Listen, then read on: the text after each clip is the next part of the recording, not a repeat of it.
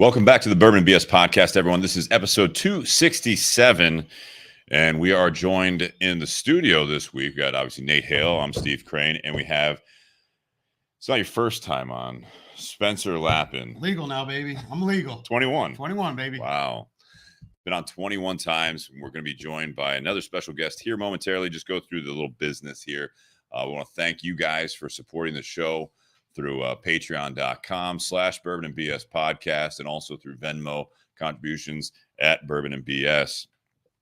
And those are $5, $10, $25 tiers on the Patreon page. And you guys can do that, cut it off immediately. You can do the Venmo, whatever you'd like. But we appreciate everyone supporting the show. Helps us keep this thing going. So love that. And also want to thank our sponsors, Tinder Box at Easton in Columbus, Ohio. Tonight we're going to be smoking the Flor Dominicana Air Bender. What? Are you having emotional damage over here? Emotional damage. Can we cut that and edit it? Yeah. Let's just call the show. Fuck it. No. Yeah, so La Flor Dominicana Air Bender, that is available along with other La Flor Dominicana, otherwise known as LFD to a lot of people at the Tinder Box at Easton. The Air Bender between now and next Wednesday will be 15% off at Tinder Box at Easton, so make sure you check that out. Altadis USA, we've got the H. Upman Herman's batch as the second cigar, and we appreciate the continued support from them as well. Josh Bentley, Maria, and everyone else over there. And a BS Cigar Company, the gold and silver are available. The gold is by Plasencia. The silver is made by Espinosa. Always good choices. Also available at Tinder Box at Easton in Columbus, Ohio. And for you guys that are looking for some swag, Nate's got the When the World Hands You Some BS Light It Up shirt. I've got the Pour One More, Light Up Another. Pour one more, light up another. We'll figure this out together. That's right. There it is. That's the one. See, if you'd have just kept your original shirt on, because we had the same Nate shirt. showed up. It was embarrassing. It's one of those like shit moments. And you've got a Smoking 10 event shirt on from our 20th anniversary year. So that was 2018-ish. 2019. 2019. The year before we shut down. That's right. So yeah, guys, check it out. Buyjack.com/Bourbon and BS for any shirts, any of that swag. And I've got possibly some special gifts for you guys coming up in the next month or so that we might be able to use on the podcast too. That's going to be neat. Okay. Just keep you guys hanging on for that one. You'll figure it out. Yeah. Sit third chair, and I don't even know what's going on. That's right. That's right. All right. Steve and keeps me guessing. I'll tell you later, Nate. Mother. We'll talk about it in Mexico. Oh, Nate's going to love you. Just text him. Hey, Nate, you're going to love it. Steve got drunk, told me. that sounds accurate. It does sound accurate. All right. We've got Aaron Harris joining us. There he is. What's happening? You're muted right now. Here we go. I had a training. I muted you. I had to mute myself. Yes. Aaron, welcome back to the show. I had a little bit of a lapse of memory in my old age and everything else that we had you on remotely before, but under a different capacity. So a lot has changed since last time you're on the show. A little bit. A little bit. Where are you joining us from?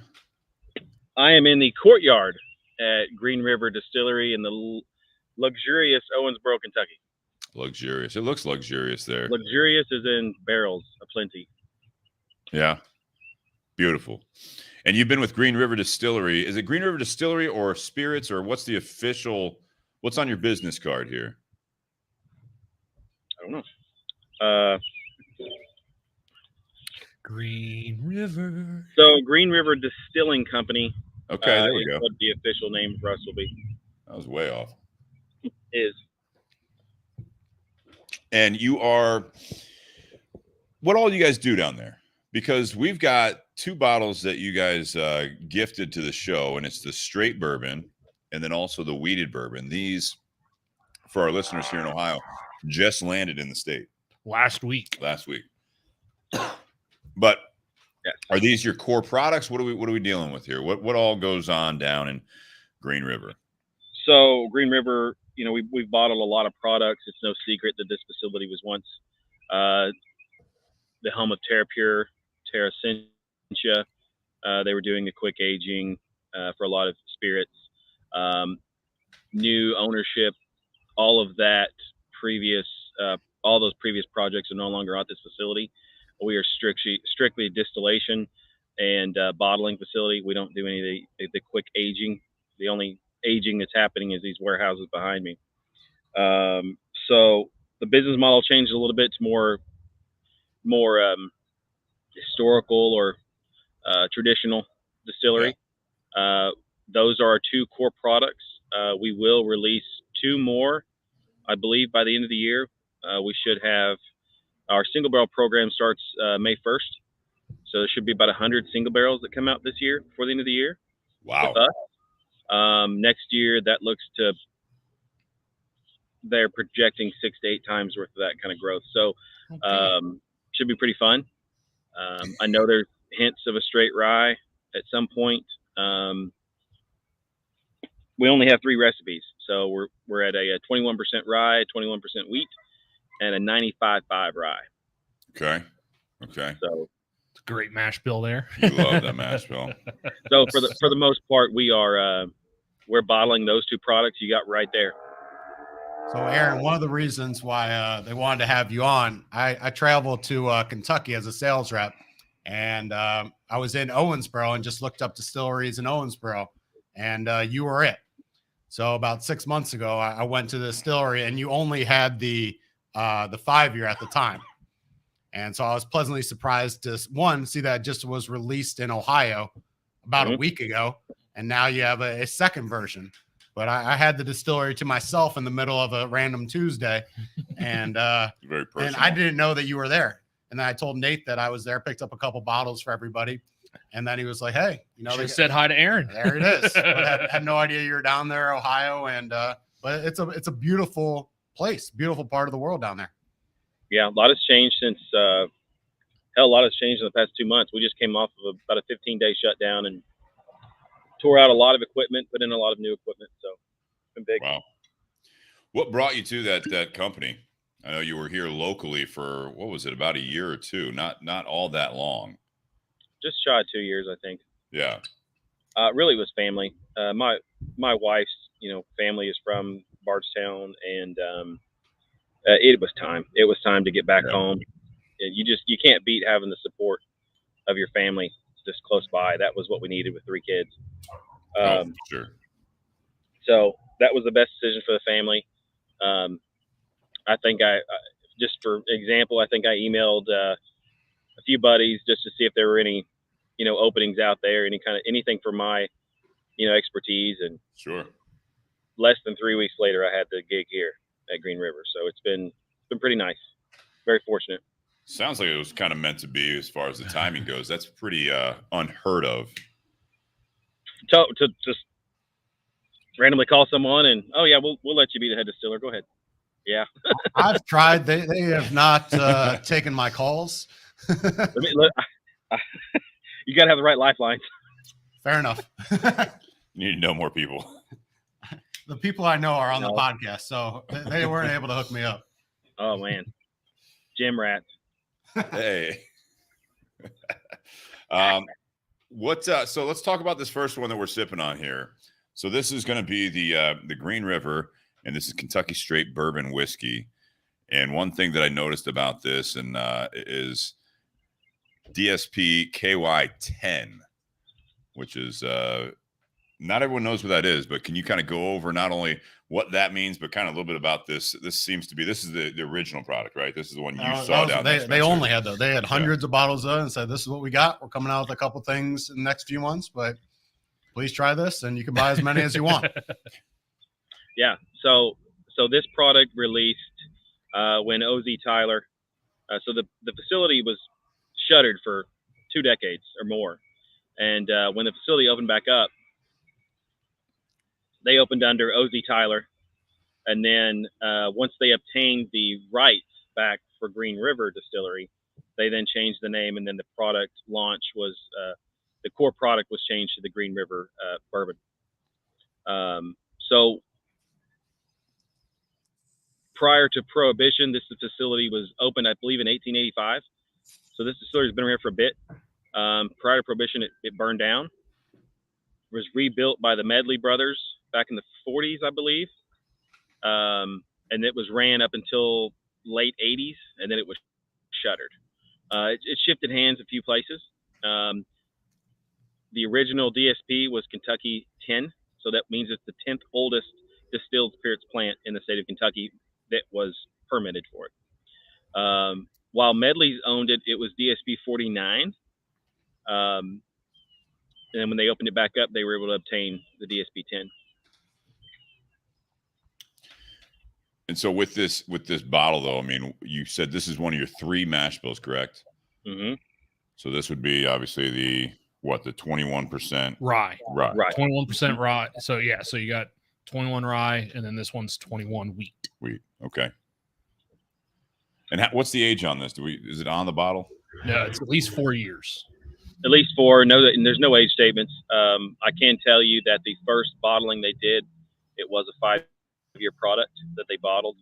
The second bottling we did this past, I believe it was January, that was 4, 5, and 6-year bourbon went into that blend. Wow. Okay. And is there a rumor that Pappy is held around you as well? Around me? Like they store Pappy, maybe not necessarily at your facility, but within driving distance of you? Possibly. There are some Sazerac aging warehouses not just up the road. I'm not sure what's in them, but I guarantee they wouldn't advertise if it was there. Yeah. Yeah, no, that'd be bad. Well, the guy in the gift shop told me. That guy in the gift shop's about to get fired if he finds out his name. I wonder why it's surrounded by so many guns. Tell me where the Pappy is now. Yeah. No shit. All right. So, Yeah. Nate, what do you think of this? You said you have tried both of these, correct? Yeah. So I had a sales rep come into Carfagna's a couple weeks ago before these 2 products came to Ohio, and he sampled us on both of these. Mm-hmm. And I was actually in the minority. I prefer what we're drinking right now over the weeded. Okay. The other staff and customers that were there that tried it preferred the weeded.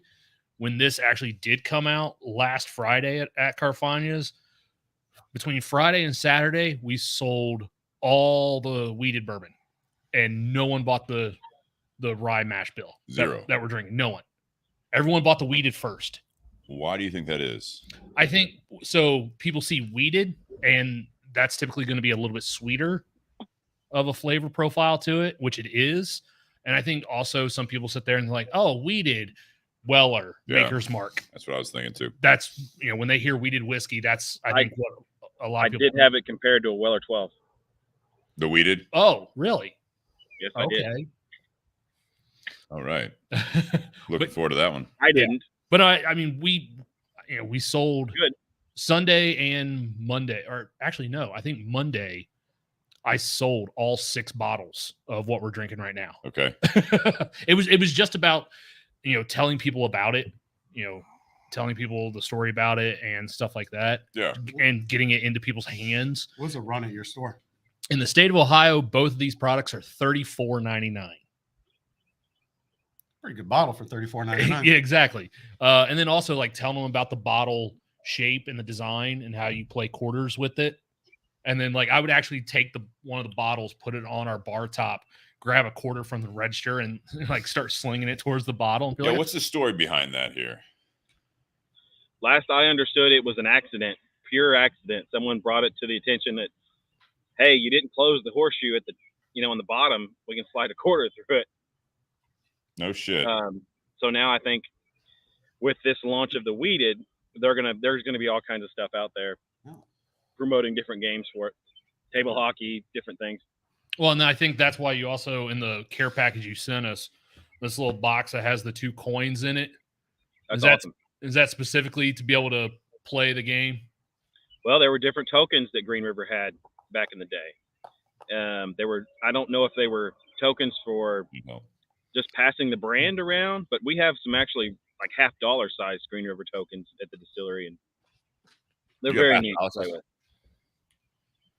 We've been playing Truth I or wouldn't Dare. compare with them it. to challenge coins, but something like that. This is very cool. Yeah. The one side has the Green River logo on there. What's this on the other side? The whiskey without regrets. It's kind of cool. Prove it. We'll find out. Well, what's funny is Monday night when I was at the store, we had 2 bottles of the bourbon left, and I was joking around with the customer. I was like, "Yeah," so and I put one down and like, "Yeah," so you can play quarters with it, or what you can do is you buy the last 2 bottles I have, you set them up on opposite sides of the table like you're playing paper football when you were in elementary school. You just go ahead and take the corks off and then just start slinging. Whoever gets one, the other person just drink straight out of the bottle. He's like, "All right, I'll take both bottles." Nice. There we go. Nice. Very, very cool. It's always nice when you can sell out of a brand new product in 3 days. Yeah. Do we know, is this, I mean, you said this is going to be a regular release, I assume. I mean, this is like I said, we should be able to hopefully find this on the shelves, or what's the supply like coming out of your guys' location? Well, it was kind of one of those things where obviously BBC some bourbon company purchased Green River. That had been in the works, and they'd been eyeballing the facility for quite a while. And then they actually found out what was in inventory. Like, oh shit, we got all this wheat. Let's get it out there. So I can say that we already have a blend ready to start getting pulled out of the warehouse. So we're already working on the next blend. And I think we're working on the third blend for the Green River rye bourbon. So when you say you're working on it, you said, so when you came into the picture too, this was in inventory. Is that what I'm hearing here? Yes. Okay. Yeah. The wheated blend had already been pretty much decided. It hadn't been dumped yet, but they had already decided which barrels were going to go for it. I've been able to help out on the second release of the bourbon, the rye bourbon, and then the wheated I've been able to sample and play with a little. Okay. We had a very recent guest ask a question here for you too, and it was Ryan. He says, how many barrels go into each batch? Much more than he's using. So I want to say it's somewhere around 50 or 60, somewhere in that range. Our case goals for the blends, they might have been at 5,000, 10,000, 15,000. Now we're talking about 30,000 and 60,000 batches, case batches. Wow. So the demand is there, the juice is there. As long as people want it, we're going to keep putting it out. No, that's fantastic. So we're going to hopefully see this on the shelves everywhere. I mean, how many are you in all the states yet, or do we know do you have those? Kind of phasing into each state. I think someone asked me last night if we're at South Carolina yet. I don't think we've hit there. So we're in 4 states now. We should be in 20 and 25 total by the end of the year. So it looks like it's 4 to 5 states a month, something like that. It's exciting. I didn't realize, like, when I heard that you had gone there, I didn't realize how this the whole thing was working. You know what I mean? It's like I hadn't heard of it, and then I see you moved on to there. And then when Spencer went down there and he brought it back and we tied it all together, brought the bottle, this is all very new. I didn't realize it was new overall. It was just one of those things like, it's not in Ohio yet, just like a lot of things. And so we just haven't heard of it. It's not one of those huge secondary bottles at this point. So it's like, it's just kind of under the radar type stuff. And then you hear a lot of this from the first part of this show here. And it's like, oh, there's a lot of history. But at the same time, it's very new. I love the bottle with the horseshoe on the bottom. I mean, it's a unique bottle. It stands out. Classic branding on there, in my opinion. You know what I mean? It's very traditional, but very detailed. I mean, very memorable. What's that? Very memorable. Yeah, it is. I think anybody's going to look at that and know what bottle it is. Yeah, there's no confusion there. There's no confusion at all. What do you think? I mean, the actual bourbon. What do you think, Nate? I mean, I know you said that you liked this one over the wheated, but I mean, what are your thoughts on this? I like this one. It's got a nice little sweetness up front. Not necessarily the caramel, a little bit more like your butterscotch, honey notes. And then vanilla. Yeah, a lot of vanilla. Yeah, a lot of vanilla on this. I'm surprised you didn't say that. Yeah, well, hey, I gotta leave something for you. Oh my god. Spencer, what do you think? But I get vanilla. You get vanilla? You wasn't gonna get creatine. But then it's got a nice rye spice on the finish of it. And Yeah. I know, Steve, you had mentioned that before we went live. Spencer's like, really? Because Spencer just finished drinking something that was 120 some proof. So Allegedly. Spencer, how about you? I get besides some, the vanilla. So in the smells, I get some green apple to it. I get a little bit of sweetness, especially on the nose. Me personally, I've had this for about 6 months, so I've been drinking this. I enjoy it, especially as a everyday drinker because of the proof. It's very smooth. It's very enjoyable, neat. I haven't put a rock in it, but I'm assuming it would go well with ice as well. Haven't made a cocktail or anything like that with it, but just as a easy drinking bourbon, I'm a fan. At 90 proof, I don't think you have to doctor it up too much. No, but I would agree with what Spencer, you're saying with that kind of like a daily sipper. At that price point, God, it's almost refreshing to see a product hit the market that they're not trying to be like, oh, look at us, we're special. Oh, we're barrel strength. Oh, it's like the entry market is this is our lower end. It's $60. You're like, go fuck yourself, man. Like, let me get something that is like in the ballpark of stuff that I like to get. Like, I mean, my daily sipper a lot of times is like Old Forester 100, right? I mean, it's just something like a little lower than this price point, but it's like it's always available. It's something that I don't feel bad. I might feel bad the next morning, but I don't feel bad like killing half a bottle in a night because I know I can get some more of it, and I'm not like throwing away a very unique or a very expensive bottle. It's just like to see something hit the market at would you say $34.99? Yeah, in Ohio. Yeah, I assume that's pretty much the MSRP. I mean, I assume that's across the board pretty much. So we keep talking about on the show is that entry level shit anymore is like $40, pushing $50 for new names on the shelves. And that's just their base stuff. And then it goes into the, almost pushing 100 or north of 100 on a lot of things like that. And it's almost, I don't want to say it's obnoxious that's been going on, but it's with everything else going up in price in the world, the country and everything else, it's kind of like, I mean, it's nice to have, because with what you guys said, I get the vanilla, I get that little bit of nice finish. So, it's there. I can't tell if right now, if it's drinking like it's 90 proof or it's closer to 100. It's just, it's got some balls to it where it's like, this is good.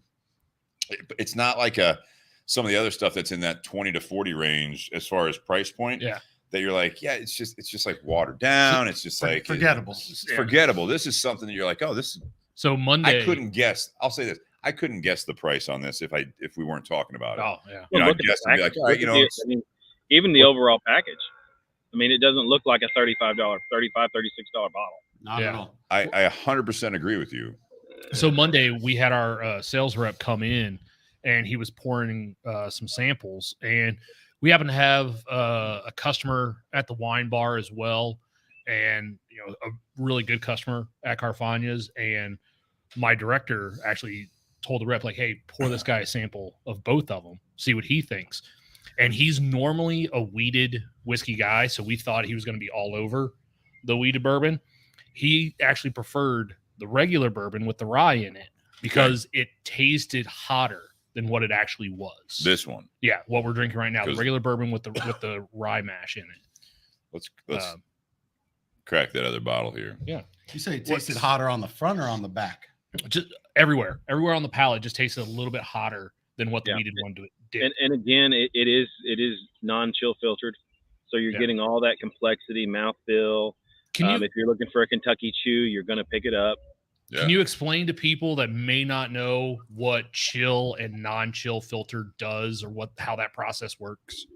Yeah, so you're going to find that, well, in today's world where everybody wants something that's the non-GMO, they want something that's heirloom, they want something that's original. So that's not uncommon for Europe. So in order for most distilleries to export anything, they've got to have a non-GMO product, and they don't want to see anything flock. So it's got to be chill filtered for the most part. So ours, we're not there yet. So ours is much more authentic. It's much more American. It is non-chill filtered, meaning that any fatty acids that are left over from distillation, which there are going to be some corn oils, that sort of thing that survive distillation, when those are ran through a chilled filter, those are going to collect any of those lipids. You think of like bacon grease that sets up. Yeah. Once that once the chiller cools that bourbon down, those fatty lipids will gunk up, and that filter will clear all that out. So you're not going to have the flocculation. You're not going to have that haze. If you pick up a barrel or a bottle and you see that haze, it's not going to be there if it's chill filtered. Ours, you let it sit on the shelf for 3 or 4 months, you're going to pick up a little layer of something, do a quick shake, all those fatty acids are going to blend right back in, and you won't know it's there. Interesting. Does anyone not shake it, just out of curiosity? Is there any advantage to taste or anything like that? Not to me. Okay. No. If you can drink some of the beers that are out there in the world with all the crap that's floating in those, I think you can handle some flock. Oh my gosh. 100%. 100%. All right, I'm sipping on now. I just poured a glass of the wheated. So tell us a little bit about that. Obviously, you said it's got 21% wheat on there, and that's where we're at the wheated here. So what are we to expect from this? Char 4. I will say that, you're not going to really want to get somebody excited about bourbon. Somebody that's so hesitant, won't give it a shot. That's the bottle for them. That's so sweet, smooth. I've been hesitant to really give my thoughts on it. I think it lends to a citrusy note with me. Honestly, I really taste like a peach cobbler. That's how much I love it. So you're just going to drink it. It's so good. Has one been selling over the other? I haven't seen the numbers yet. I do know that it's, for the most part, selling like hotcakes in Ohio, but you guys drink everything. Yeah. Well, I mean, Friday, we received 6 bottles of each, and Friday, Saturday, we sold all 6 bottles of the wheated, and no one had bought the regular bourbon yet. And then between Sunday, Monday, or actually, I think it was just on Monday, I sold all 6 bottles of the regular bourbon. But to your point, Steve, what you were talking about with like new releases and stuff, and price points. Yeah. So Friday at Carfagna's, we received several new products in our store, and we had these 2. We had 2 state picks that were both coming in at $50. Mm-hmm. We had 2 other new products. One was coming in at $53. The other was coming in at $63. And then we had another new offering that was coming in at $85. And the one that came in at $85, we sold out of it Friday in 90 minutes. It was the first thing gone. What if these were $85? You think they'd go too? No. Why? Well, let me expand on that. Please. I think at $85. No, that'd be a waste of money. No. Well, knock it off. The bottle that was $85 had a really big name behind it. What was it? It was Jack Daniel's 12-year. Oh. People had been looking for that bottle and coming into the store asking for it, wondering when we were going to get it. So that's super interesting. Yeah, that sold out in 90 minutes on Friday. Unfortunately, the state didn't update their information, because on Monday our system still showed we had all 6 bottles, and we had people coming in and calling. I mean, we got over a dozen calls just on Monday of people asking if we still had that. We're like, no, we sold it all on Friday. That, because it carries a name behind it, that's I think why that sold. I don't think too many people know what Green River is, so I don't think too many people would have bought it at $85. The people that would have bought it because it was something new and they wanted to give it a shot. I think if it was consistently at $85, I don't know that many people would buy it. I think at $35, people would buy this all day long. I think once they know about it, it's interesting the way you say that, because it's like Jack Daniel's 12 at $85. Like, it's got a name behind it. The name behind that is a $20 bottle. You know what I mean? It's Jack Daniel's. I feel like it's interesting that's the one that people are all over, even though I've heard it is sought after at this point, right? Well, and you've got to consider Jack Daniel's. They produce what? Jesus, 100 million PGs a year, something insane. I think they've got 2 different distilleries, so it's on one site. So it's kind of like their shot to get after those big bourbon connoisseurs post-COVID. I get it. We can get back on the show. Yeah, I get it. It's surprising. Yeah, I see what you're saying though. Is that if this was an $85 bottle, you never know. I don't know how consumers always think about some of this stuff, but it is again, what I was saying. It's refreshing to see something coming out and not trying to compete necessarily. Not saying that you guys are underselling. I think you guys hit a market as far as the price of it that is dwindling extremely fast. Well, you're looking at, I think, is incredible value in the $35 bottle. That's Absolutely. what I mean. That's what I mean. That's affordable. I mean, it's not really, honestly, I haven't seen a lot of bottles thrown away yet. We're turning them into, we're turning them into glasses. We're turning them into candles. I mean, they're gorgeous bottles. So Yeah. Where did Weller 107 start off at price point wise? It was sub 30. 28. So that's where I'm going. So and once now it it's gets a little traffic, it can go. Well, I mean, maybe. I mean, if this is something that if this becomes so limited and becomes such a secondary hot item, maybe then it might jump in price. I hope it doesn't, because I think this is a great price point to be at, especially since, like Aaron said, they're only in 4 states right now. So obviously you want to get some traction. No, you're in 20. They're trying with Ohio now, I think. Only, I thought it was 25 states, right? That's by the end of the year. 25 by the end of the year. Oh, by the end of the year. Yeah. Gotcha. Yeah. So Ohio, being one of the hardest states to get into, is the 4th state that it's now in. I think he's fairly connected with Ohio, though. Yeah. Yeah. But yeah, it would also be interesting.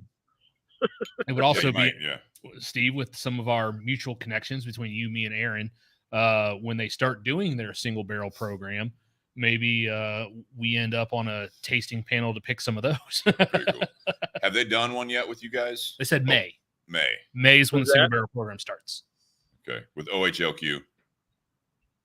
Not yet, but I certainly hope they want to pick a few dozen. I'm sure they do. I'm sure they will.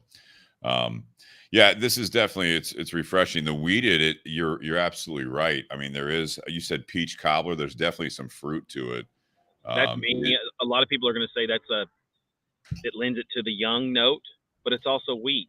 So it's not been aging for 6 or 7 years. It's not a larceny. So it's right. Is this 90 proof as well? Mm-hmm. Yeah. Why 90 proof? What's the thought there? I think it's the same there to keep the value. Okay. Keep that.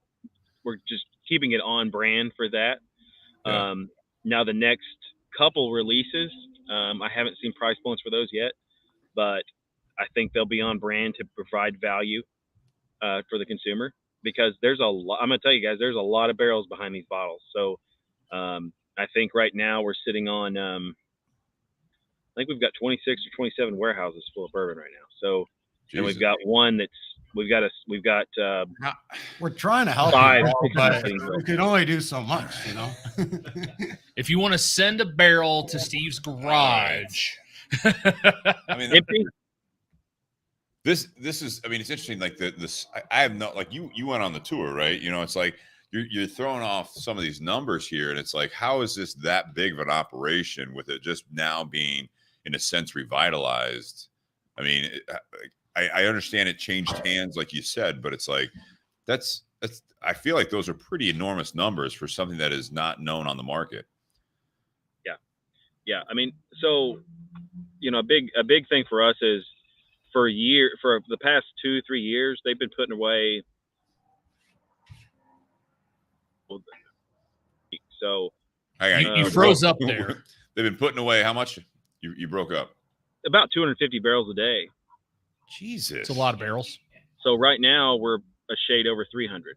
So, efficiencies climb. We've got a little bit cleaner. We've been able to find some efficiencies we can pick up on. And well, and if I remember correctly, the last time we had you on, or the first time we had you on when you were working with a local distillery, that was one of the very first things you implemented here, was some of those efficiency issues. Like that was some of the first changes you made. Day one was that. And it looks like, you're kind of doing the same thing down there too. Yeah. It's kind of like, I don't want to say it, the Bobs from Office Space. it's kind of one of those gigs sometimes where I come in, I'm like, okay, this is what you're doing. Well, let's change this. Be soft about it. Don't make anybody want to jump off a cliff.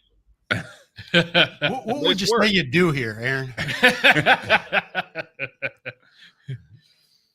It is interesting because now you kind of came into from the previous again. So he was with Watershed for those that don't know, but with that, I remember the conversation that we had where it was like you were basically revamping a lot of what they were doing on the bourbon side.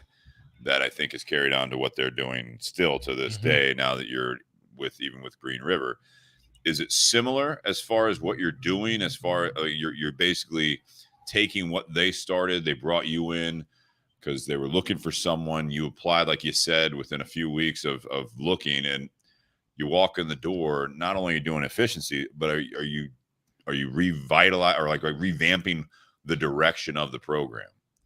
Oh yeah, we are in it. I'll never sway from this. We're people first. We're taking care of the community as much as we can. I think we've increased overall pay every position. We've added, I believe, over 20 employees so far. I mean, we've been able to help departments that were struggling with, people working a lot of overtime, weekends. We've eliminated for the most part all of that. And a big thing we did when we brought in, there's management works both ways for BBC and Green River. So we've got people, we've got heads of departments at both locations.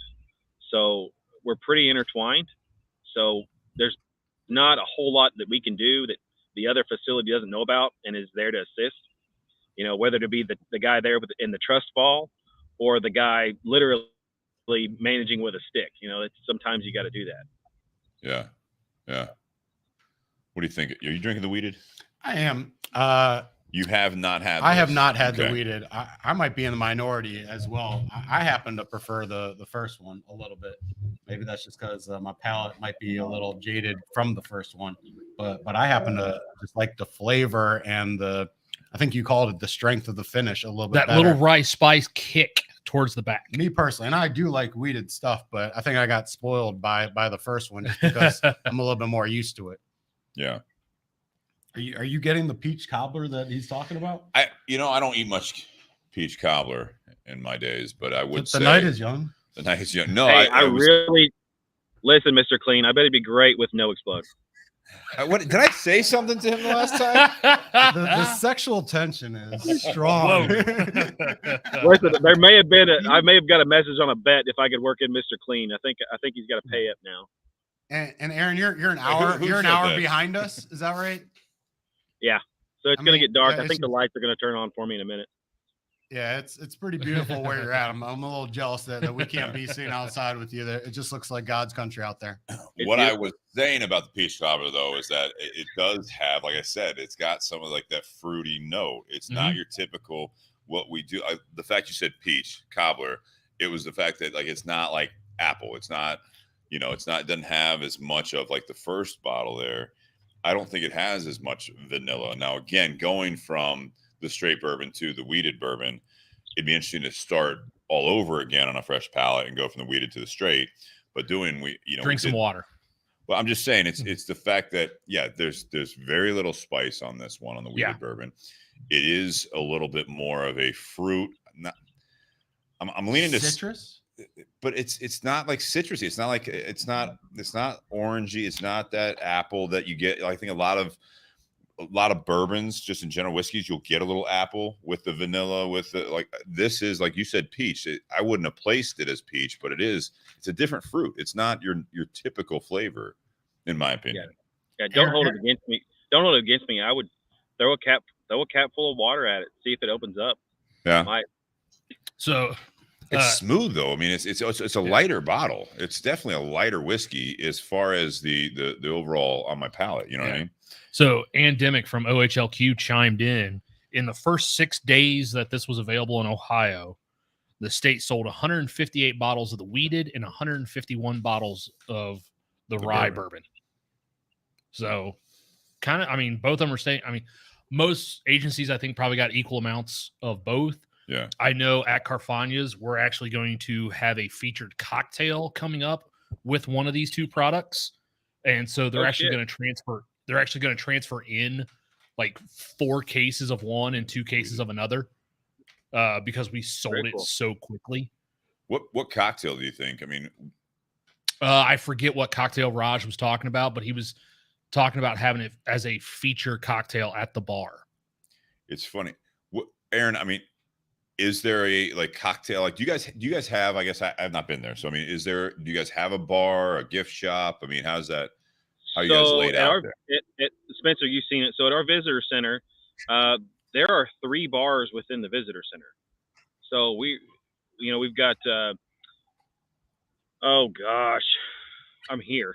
I can't even think of the name of Forest Queen. So one of our bars is kind of enclosed. It's called Forest Queen. That was the name of a mine that at one time Green River was known as the most expensive bourbon ever sold. So there was a guy that sold a gold mine for like 20 barrels of Green River bourbon. And that mine was called the Forest Queen Mine. So that's kind of what we named our little saloon. And there's some pictures of the actual mine and some different stuff. It's pretty cool. And then we have a tasting bar right when you walk in. Our visitor center is the old bottling hall for Medley Distillery. And at one time it had 8 bottling lines on it. So right now it's just one great big open, really visitor experience center. It looked like you guys were under construction a little bit ago. Was that to the distillery itself, or was that to the gift shop, or what were you guys doing over there? It looked like there was some serious construction. When was this? About November? Yeah, maybe 6 months ago or so. Yeah. Trying to think what we were doing. So right now, I mean, we're re-roofing. We're putting new gutters on different buildings. We're putting fire suppression in all of the warehouses. So they weren't sprinkled before. Now they are. They're getting all sprinklered. So we're basically doing like 2 warehouses a year right now. It's a pretty big deal to put sprinkler systems in. Pretty expensive. So trying to take care of those. That's happening. Hell, we just put in a brand new doubler. I just had 2 condensers rebuilt. So a lot going on. Is it kind of, if you build it, they will come, or how do you know you kind of have a winner with this? Oh, I could be so conceited. I won't. Please, I'm genuinely curious. Now That's why I'm asking. So we're the westernmost point on the Kentucky Bourbon Trail right now. We're at a really close drive to Nashville and St. Louis. So we really hope that this will be a destination. So think of us. What we're really trying to do is to be the destination on this side of the state for. You're the only destination. Well, we're actually home. So we're also home to the Bluegrass, the Bluegrass Hall of Fame. So this is not only the bluegrass capital of the world, but also the barbecue capital of the world. So hell, I'll throw bourbon in there at some point too. We'll just keep doing it.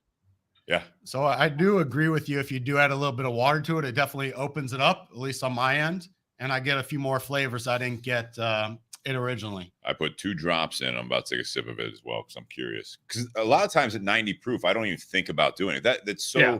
It's so easy drinking without any, as it is, especially the weeded, right? So I mean, you don't have, like I said, any of the spice. It's very easy drinking. It's easier drinking when you add a couple drips of water to it. Fair. Well, and I will note too, I like to tell people straight up front, I don't get into the shrills and frills of just throwing out what I taste. They're my tasting notes. For the most part, for me, it's good or bad. And then I'll start relating to something that I know is good, and I'll call that out. So I think everybody's, entitled to taste what they taste. Well, it's interesting you say that about, again, going back to what you described on the weeded one. 2 drops of water and that fruit is amplified. Yeah. Wow. Where's the dropper? You're gonna have to give me some water because you didn't pour me any water before we started. Sorry, I didn't know it was bartending. You got a legit dropper? It's your That's awesome. house. What'd you say, Aaron? I hope you that's a legit dropper. I love it. We do. Yeah, thanks to Kristen over. Yeah. Because we kept talking about it. Next thing you know, it shows up on Amazon. Yeah, we've got a 2-pack of them. There you go. Let's go up on the front step. That's right. I was going to say that the fruit. Would you agree, Spencer? Yeah, it pops a little bit more for me. Like I said, it opened it up. It might just be perception versus reality, but for me, it opened it up a little bit. Yeah, it. I don't want to say sweeter, but I mean it's more of a fruity sweetness. I get a little bit more flavor out of it for whatever reason. We got a couple comments from a familiar friend here. First of all, she says, where is this at? Free tip. Green River should kick off the single barrel program in Ohio. Can't imagine where that came from. I said, we were just talking about that, and we would love to help out with the OHLQ picks. And then she said, have Aaron Harris have his people call our people. But then a question. Oh, she's also going to send you a ring light for your next podcast. I would love that. Here's the question right there. Ann Dimmick, describe your perfect, in all caps, pour of bourbon. In theory. In theory. Oh my gosh. Is this a story, I assume, or We got time, bro. Right now, if I had a sip, I didn't even bring a sip tonight. Last night, did a podcast and drank a little too much. I'm kind of chilling tonight. But perfect pour, probably something that Ann Dimmick helped curate. So I get paid big bucks, man. That's a great answer.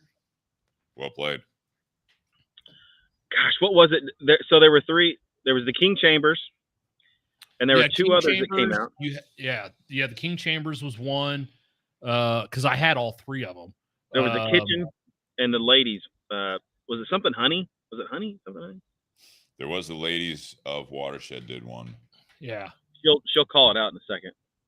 Yeah, she knows. Something and spice. Sugar and spice. Sugar and spice was the ladies. Sugar and spice was the ladies. King Yeah. Chambers. There's one. King Chambers, she says. Sugar and Spice, a club in Columbus at some point. I think it was a club, yeah, near the airport. Probably. But yeah, I say short north. I had all three, but it's been a while. It's been a while, but yeah, I had all three King of those. Chambers, Sugar and Spice. What was the kitchen one? Wasn't there like a old dirty bastard one? Oh yeah, old That's dirty it. bottle, old dirty barrel, or old dirty ODB. barrel. Yeah, I think it was ODB, ODB. ODB. That's Yep. what it was. Yeah, old dirty barrel. those were some stud bottles. Yes, they were. Those were I a think lot of King fun. Chambers was my favorite. That was a lot of fun to throw in her face. Wow. All right. So she says, what'd she say? Not a real answer.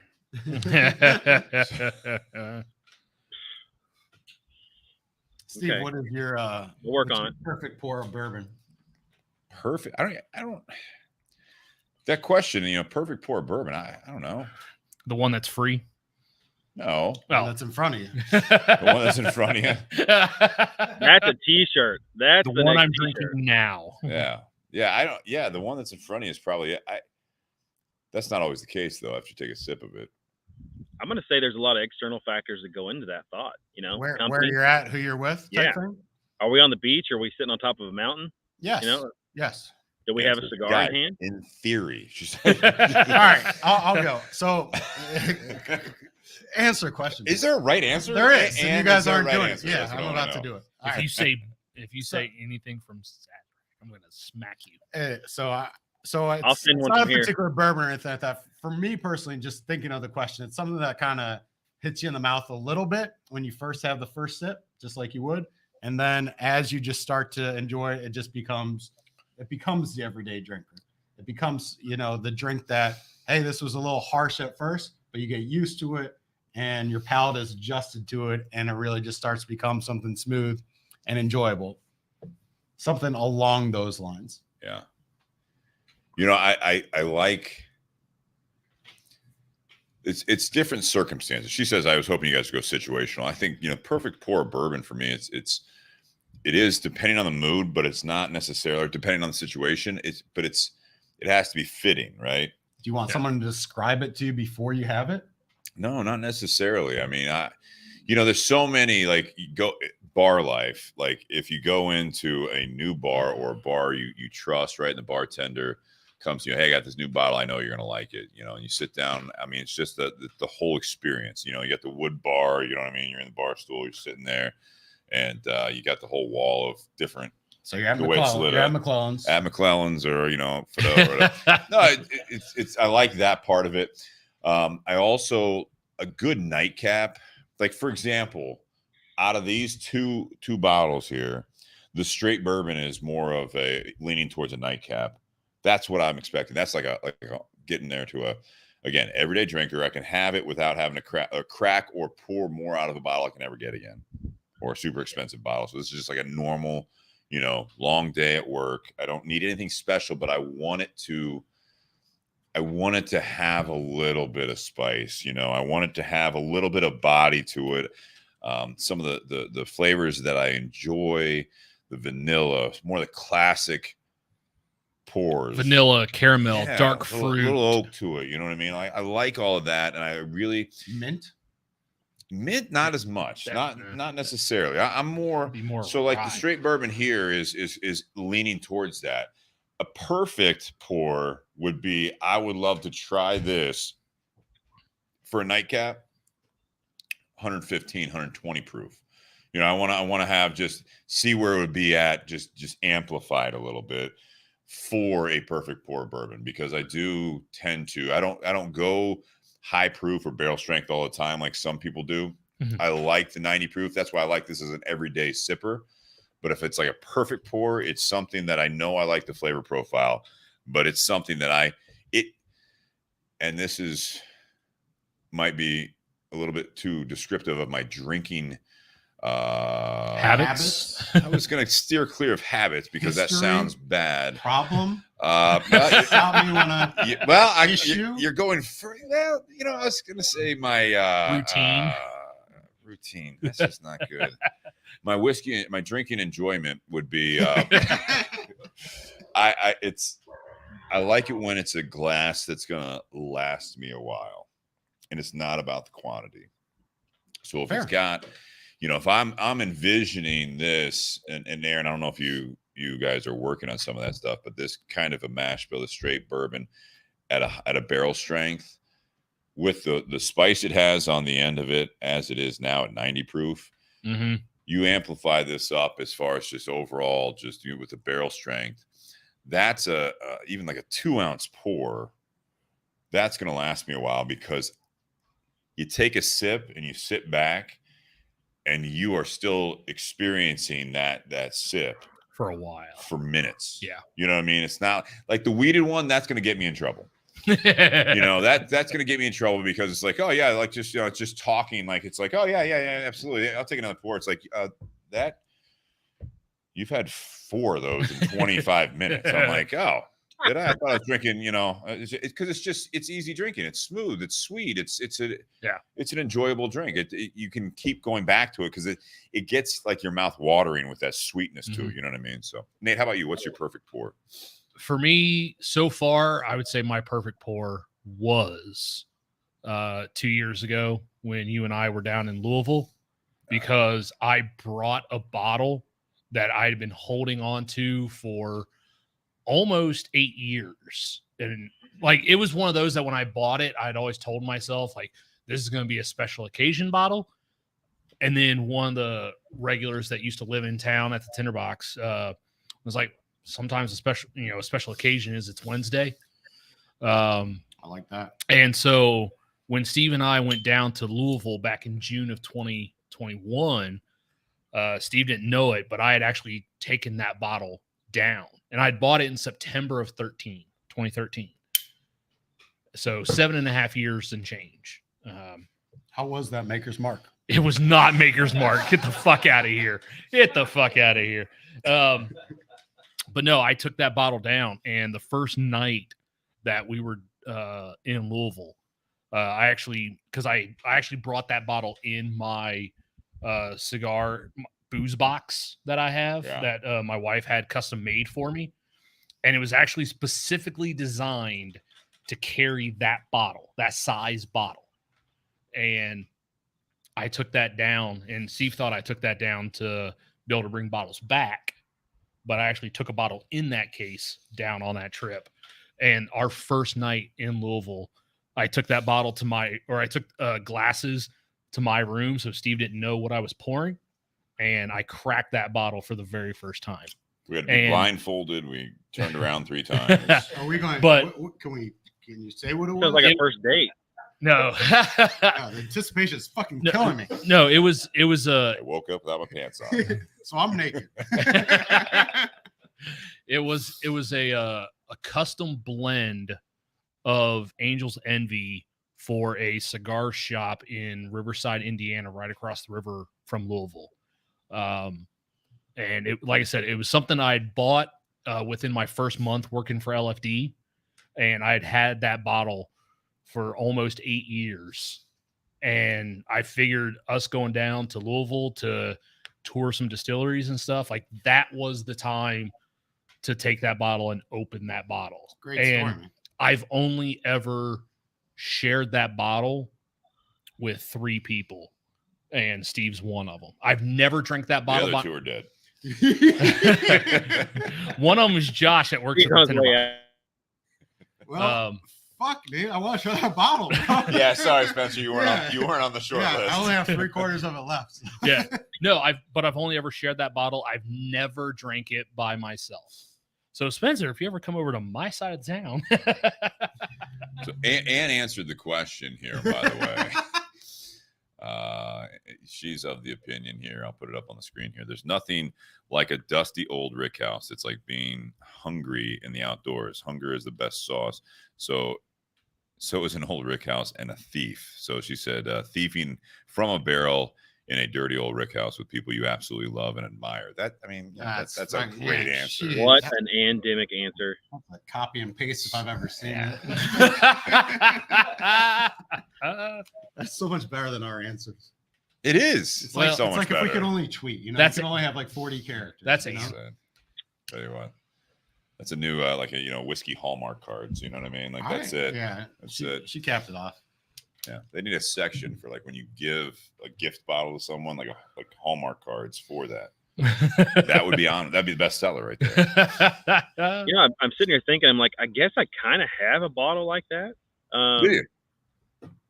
So when I left Barton Distillery, I took my job at Lux Row Distillers to help them build. John Hargrove gave me a bottle of Booker's, and I've yet to crack that bottle. But it just meant a lot to me as a really congratulations.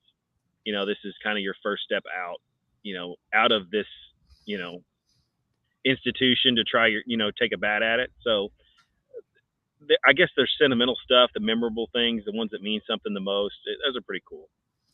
Are you going to crack that bottle, or are you going to take that all the way? I really just want to drink it right now, actually. But yeah.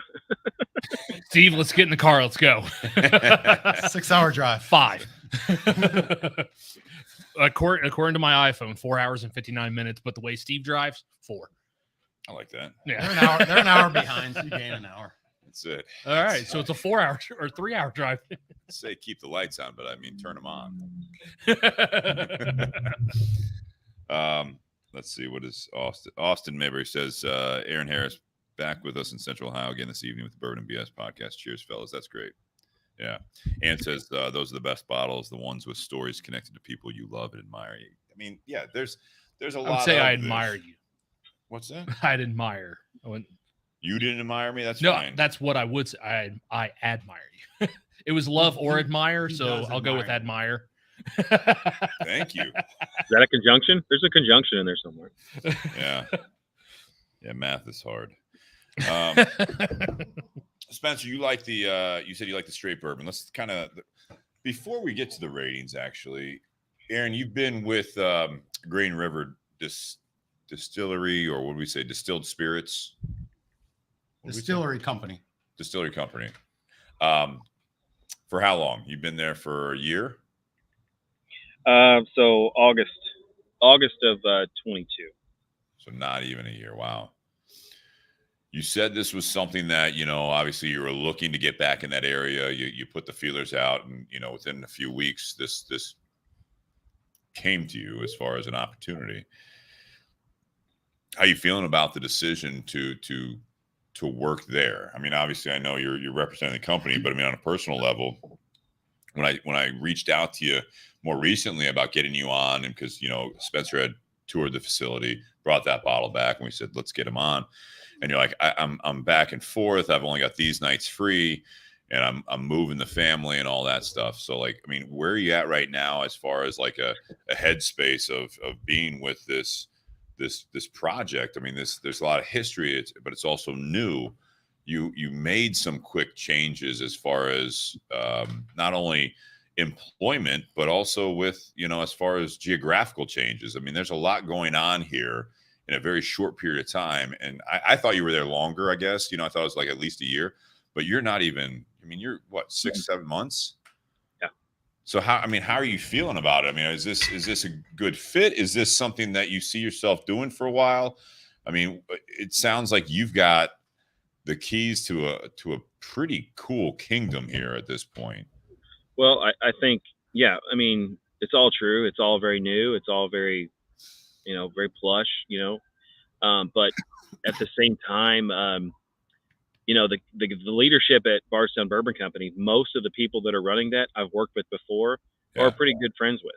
So it's kind of like I finally joined the team, and everything I've done up until this point is all those little tricks of the trade and put people first. All that stuff has just culminated to this job, and I'm using it all.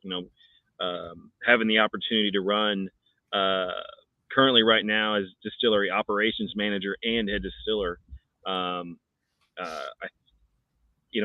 do have someone I report to, obviously, but having the opportunity for an entire company to, say, here's the guy, go do this, change it, make it yours.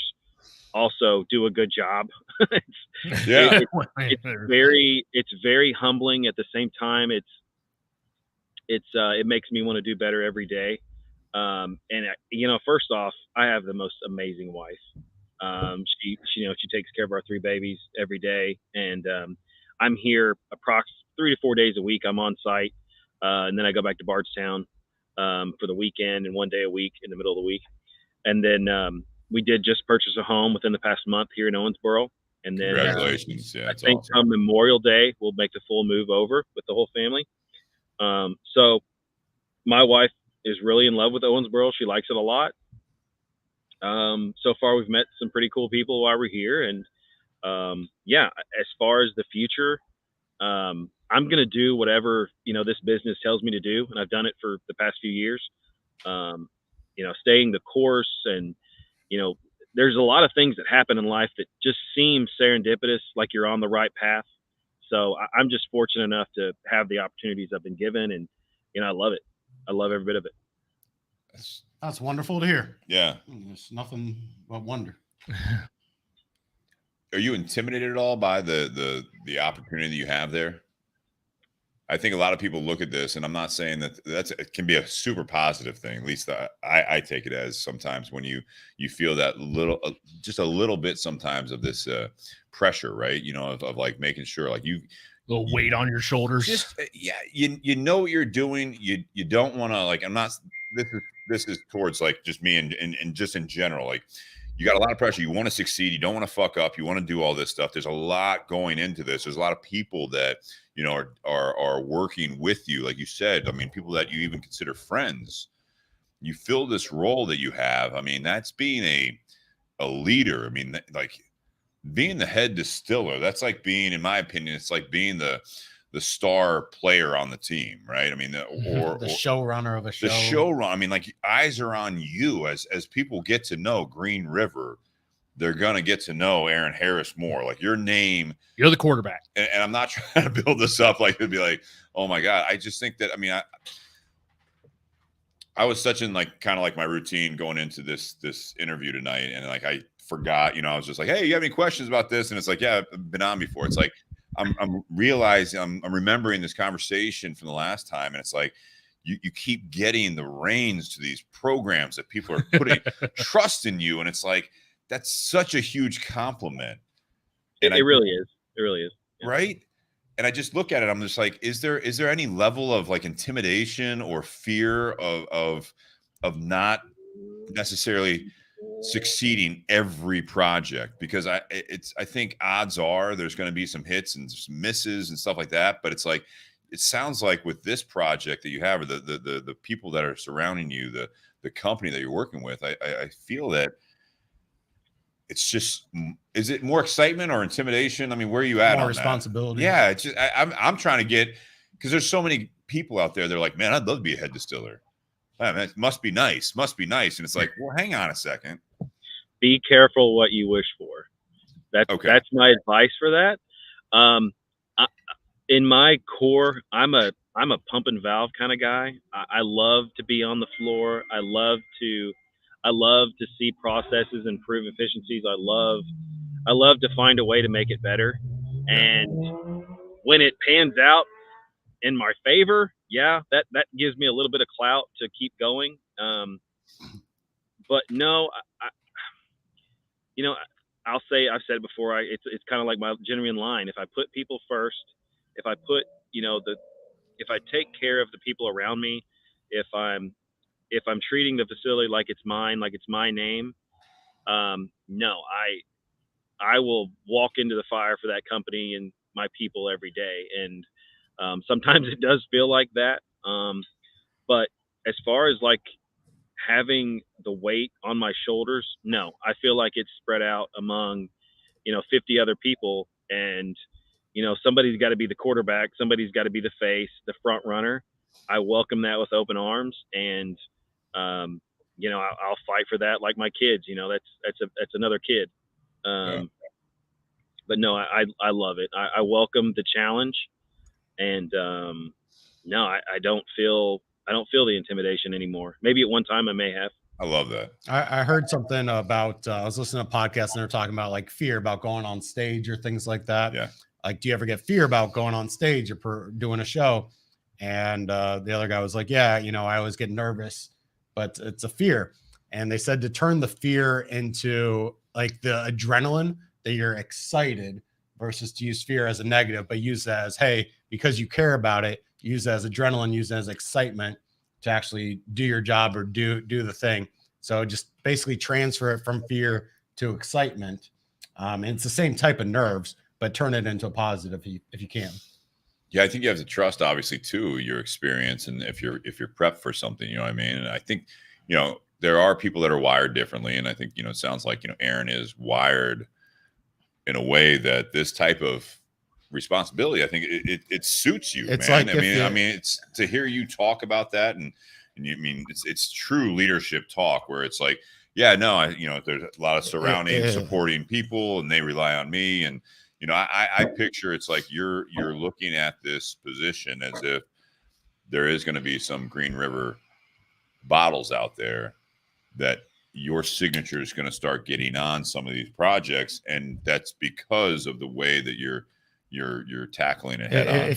You're excited about it. I like that. If you study for the test, which he has done over the years, correct, you're more prepared for the test. You're not as nervous because you've prepared for the test. If you haven't studied for the test, that fear's not going to turn into. Yeah, you're nervous as hell. But if you put in the time, if you're in the weeds like he is, and you're doing the work, so there's anticipation and nerves, but he's done the work to get to this point. Great. In my opinion, I'm speaking for you, but that's kind of what I get the vibe off of you for. Yeah, I think you're turning that fear into your favor.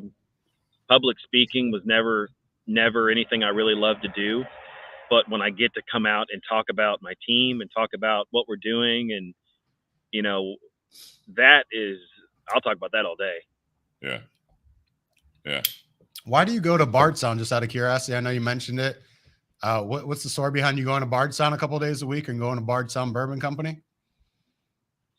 So my wife's family has a little hunting farm about, I don't know, it's 5 minutes south of Heaven Hill.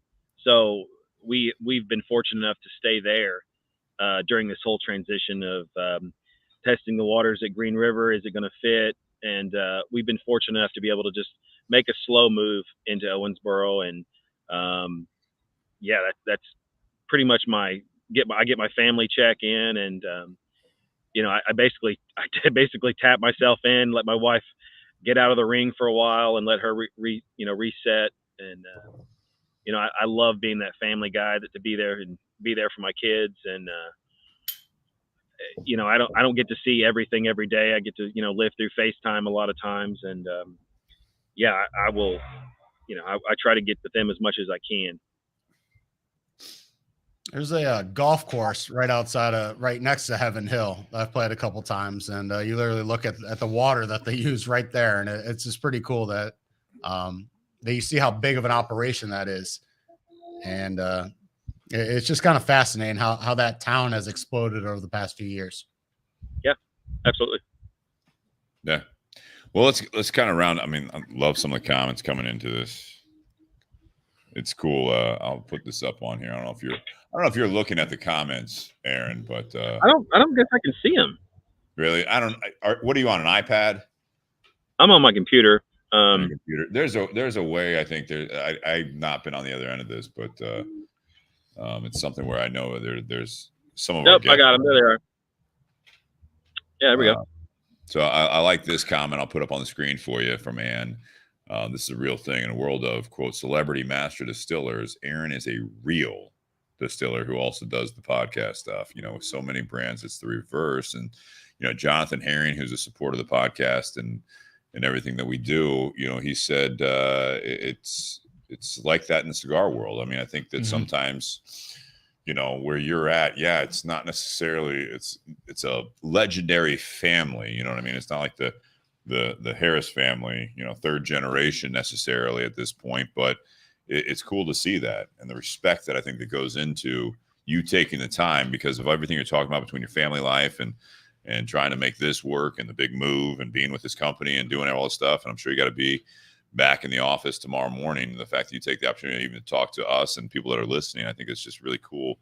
And I think there's a level of respect there too, because anyone's listening to stuff like this or any of the podcasts that you do, any social media that you do, they're going to want to buy.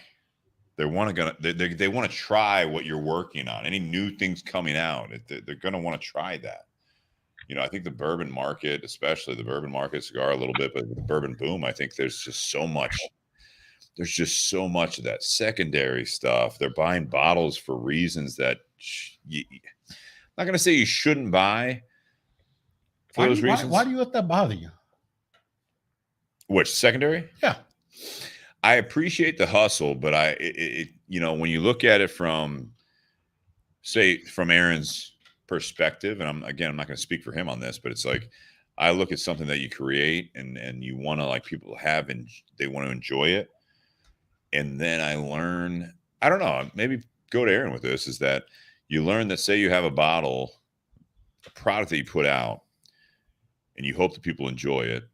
Your business sells it for this, people buy it for this, and then that bottle is basically turned into currency, and it's been flipped so many times and still is being flipped. And now that bottle that, say, for example, like a $35 bottle could possibly generate tens of thousands of dollars because it's rare. Is that a compliment? Yeah, isn't that a compliment? Is it? I have said it, I don't know how many times, dozens of times. I don't make whiskey to put on a shelf. I don't care if it's used as currency. I want people to have faith in something. I mean, look, at one time a buck is called a buck, at one time because it was the value of a buck, an actual deer. So currency is whatever people want to make it. If people decide that they're going to put their faith in a bourbon bottle instead of a dollar bill, okay, fair enough. Could be the inflation buster right there. Well, I mean, during COVID, I mean, when everyone did have some extra money, Bitcoin, the bourbon market went up pretty substantially because everyone had some money on the side and stuff was hard to get. True. And they were drinking more. But yeah, I guess, I know you appreciate the hustle and things like that. Is it just because you can't get the same bottles, or people are buying it for the wrong reasons, in your opinion? It's a kind of a counterproductive viewpoint that I have, is that, I'm frustrated that I can't walk into an OHLQ site, right? So a liquor agency, and buy a bottle of Eagle Rare for what they sell it for Mhm. $35, right? If I want a bottle of Eagle Rare, I have to go to I have to find someone that has access to it, pay a little bit more, not a big deal. You want to sell it to me for $50? I can't find it. Cool. You know what I mean? But it's like going into like when I was in Chicago, and it's like, oh, there's a bottle of Eagle Rare for $99, and I'm like, well, that just pisses me off because a retailer's making more money off of it. In the cigar world, it's much the same thing. Is that at the Tinder Box at Easton, we sell things pretty much at Keystone. Mhm. If something's rare and say it's like, Keystone markup is $20, okay, all right, we might do $22, $23. Other shops will put it for $45. So in the And I cigar don't think world, that's you don't fair have to the to sell consumer. for a certain price. No, No, it's not price it's like controlled. outside of Ohio with booze, right? So it's like you get it, you can sell it for what you want to sell it for. So I'm not against the secondary market. I think it got out of hand, and I think that when I say I appreciate the hustle, I would not necessarily get a lawn chair, sleep in my car for a release at a liquor agency. Noted. I know that the people that work those stores don't like those people because majority of them aren't cool.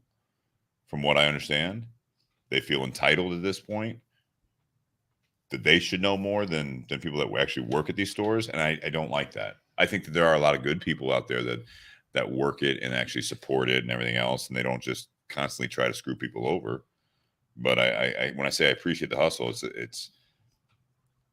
it's to a point where if there's a bottle, like say again, if Green River gets to that point where say it is, and I know you guys, it's just an example. If I enjoyed Green River straight bourbon and now I can't get it unless I pay like $150 for a $35 bottle, it's like, yeah, fuck off. So Nate, these all 12 sold out, right? Yep.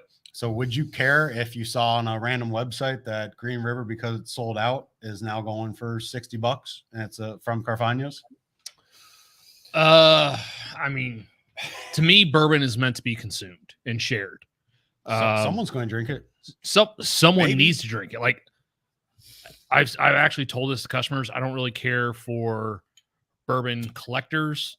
I absolutely abhor bourbon flippers. Hoarders. Hoarders. There you go. Yeah. So Hoarders. Collector and hoarder is different for sure. Yes. Because a hoarder won't even share it with you when you come over to their place. There's They'll not just a, show it Locked up. There- Like, no, I don't have any bourbon. there's Why are you looking at Shannon when you say that? oh, He's handsome. Like it has nothing to do with anything else. Out of nowhere, baby. there's not a bottle I have in my cabinet that I would not share with anybody or open for anybody. Right. I don't sell any bottles. I either drink them by myself or share them with people. That's what it's meant to be. But to your question, Spencer, if I saw Green River was on a secondary website, which I don't follow any of those because I don't give a shit about any of them. If I saw it was going on a secondary for $100, $150, my first thought is kudos to Green River because they're making a product that people actually want. But at the same time, it's like, guys, when you buy that $35 bottle, to Steve's point, you buy that $35 bottle and then you sell it for $100. Who makes the extra $65? It's not Green River. Yeah. They're the ones putting in all the work, but they're not making any extra benefit from it. But I think you heard from the distiller, and I'm just playing devil's advocate here, that to them, and correct me if I'm wrong, it doesn't affect, you can fall asleep at night either way. Daniel, if you came over to my house tomorrow after I got off work, Yes. I will open that. I'm just curious as a distiller, do you care either way, or is that something that you guys talk about amongst yourselves in the community? No, I don't think that's a. I think it's almost one of those things where you don't want to say it's off our hands. They can do whatever they want with it after that. I don't really want to take that approach, but at the same time,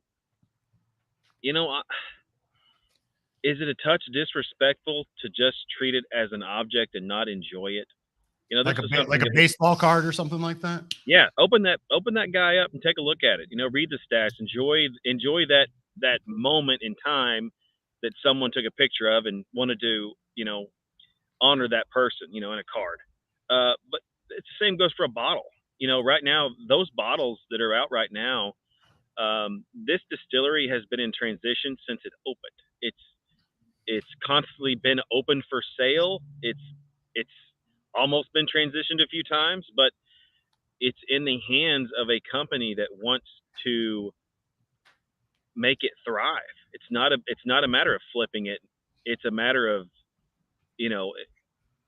putting a lasting impression on the culture of bourbon, and also in this community, in all the communities in Kentucky. We're the kind of the Western flagship for, we're not in the Bourbon Triangle. We're outside of it, but we are by no means a small producer. So it's a matter of being able to represent all of the top talent in the industry right now, and we have everybody's ear right now. And I'm happy to shout to the rooftops that this is a great bourbon. They're both great bourbons. There's still going to be a few offerings out, and I know there was some. I believe there were 3 bottles that were in the press announcement. So there's going to be a few things that come out that are still going to make people wonder what the hell have they still got they're going to throw at us. Yeah, let me, just like the cigar industry, which I'm more familiar with, right? All of this stuff fuels, and I think you were touching on that, it fuels the craze for it, right? People know, hopefully they're going to know Green River like they know Buffalo Trace products, right? Like bourbon drinkers that have been in that for a while, they're like, oh yeah, I've got a bunch of blends, I got a bunch of this. Newer ones still know that, right? It drives the market. It's when it gets out of hand, and that's where I look at it, as that, from someone that I like to drink and enjoy, right?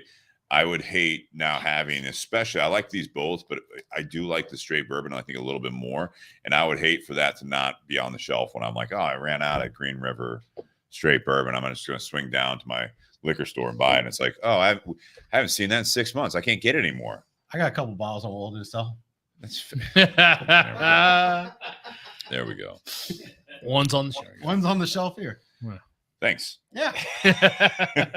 That's why you're here. No, I think it all fuels it, right? I mean, if no one was paying attention to it, there's no drive towards the bourbon market. Guys like Aaron and all the people that work with him obviously would not have as big of an operation as they have, because it does drive all this stuff. I mean, there's a reason that bourbon is going crazy. It's partly the secondary market. It's partly the interest in some of the hard to get stuff. People that don't even know bourbon, they're like, hey, I know my friend wants this. And I've been asked this several times to people that aren't as familiar with this. It's like, you do the podcast thing. Like, can you get me a bottle of Pappy? And I'm like, all right, so here, let me break this down for you. How much money do you want to spend on it? I can get you a bottle of Pappy, but I'm not going to get it to you for like $35. $35. Yeah. So I think it all goes into it. Nate, do you want to talk about briefly the LFD Air Bender here? Sure. You were smoking a cigar, Aaron? What were you smoking? So I swear I can't. So we were in a barrel pick with the new. Well, it wasn't a barrel pick. We were introducing a new potential new fill client, and he was from DC and owned his own cigar shop, and he had some private cigars, and he lended me one, and I don't even know what it was. It's a pretty mild, pretty good tasting cigar, but it was a touch. It'd been wrapped still, it was touch dry, but I have no idea what it was called, but it was good. Fair enough. And then just in case it wasn't good, I had a backup of a Macanudo sitting here that I haven't touched yet. So that All right, fair enough. Have you had the LFD Air Bender before? No, I'd love to. Yeah. Go ahead, Nate. So LFD, We'll get that. Make that happen. Okay. So LFD originally began in 1994. It was Lido Gomez and another gentleman. They opened a cigar company called Los Libertadores. And after 2 years, the other partner wanted to make machine-made cigars, and Lido wanted to continue to make handmade premium cigars. Lido, by trade prior to this, so Lido's originally from Spain. He was a jeweler. And he wanted to continue to make handmade premiums. And he actually went to his wife, which anyone who's been in the cigar business knows his wife, Inez, runs that company. Lido makes the cigars. She runs the company. But Lido went up to her and was like, hey, what would you think about me buying 125 acres of tobacco fields in Santiago, Dominican Republic? She goes, I think it would be an absolutely terrible idea. Why do you ask? He goes, because I just bought 125 acres outside of Santiago. Shit. So They're about to get married. So LFD officially launched in 1996. And his whole goal, especially being in Santiago, was to make cigars that were not typical Dominican cigars. Because a lot of Dominican cigars have a reputation for Dominican tobacco, stuff like Fuente, Davidoff. You're typically thinking more milder cigars, because most of those facilities are more towards the eastern side of Dominican Republic. Santiago is more central to the island of Hispaniola. It's a lot closer to Haiti, which most of the people that actually work in the fields at LFD are Haitian. The people that work in the factory are Dominican.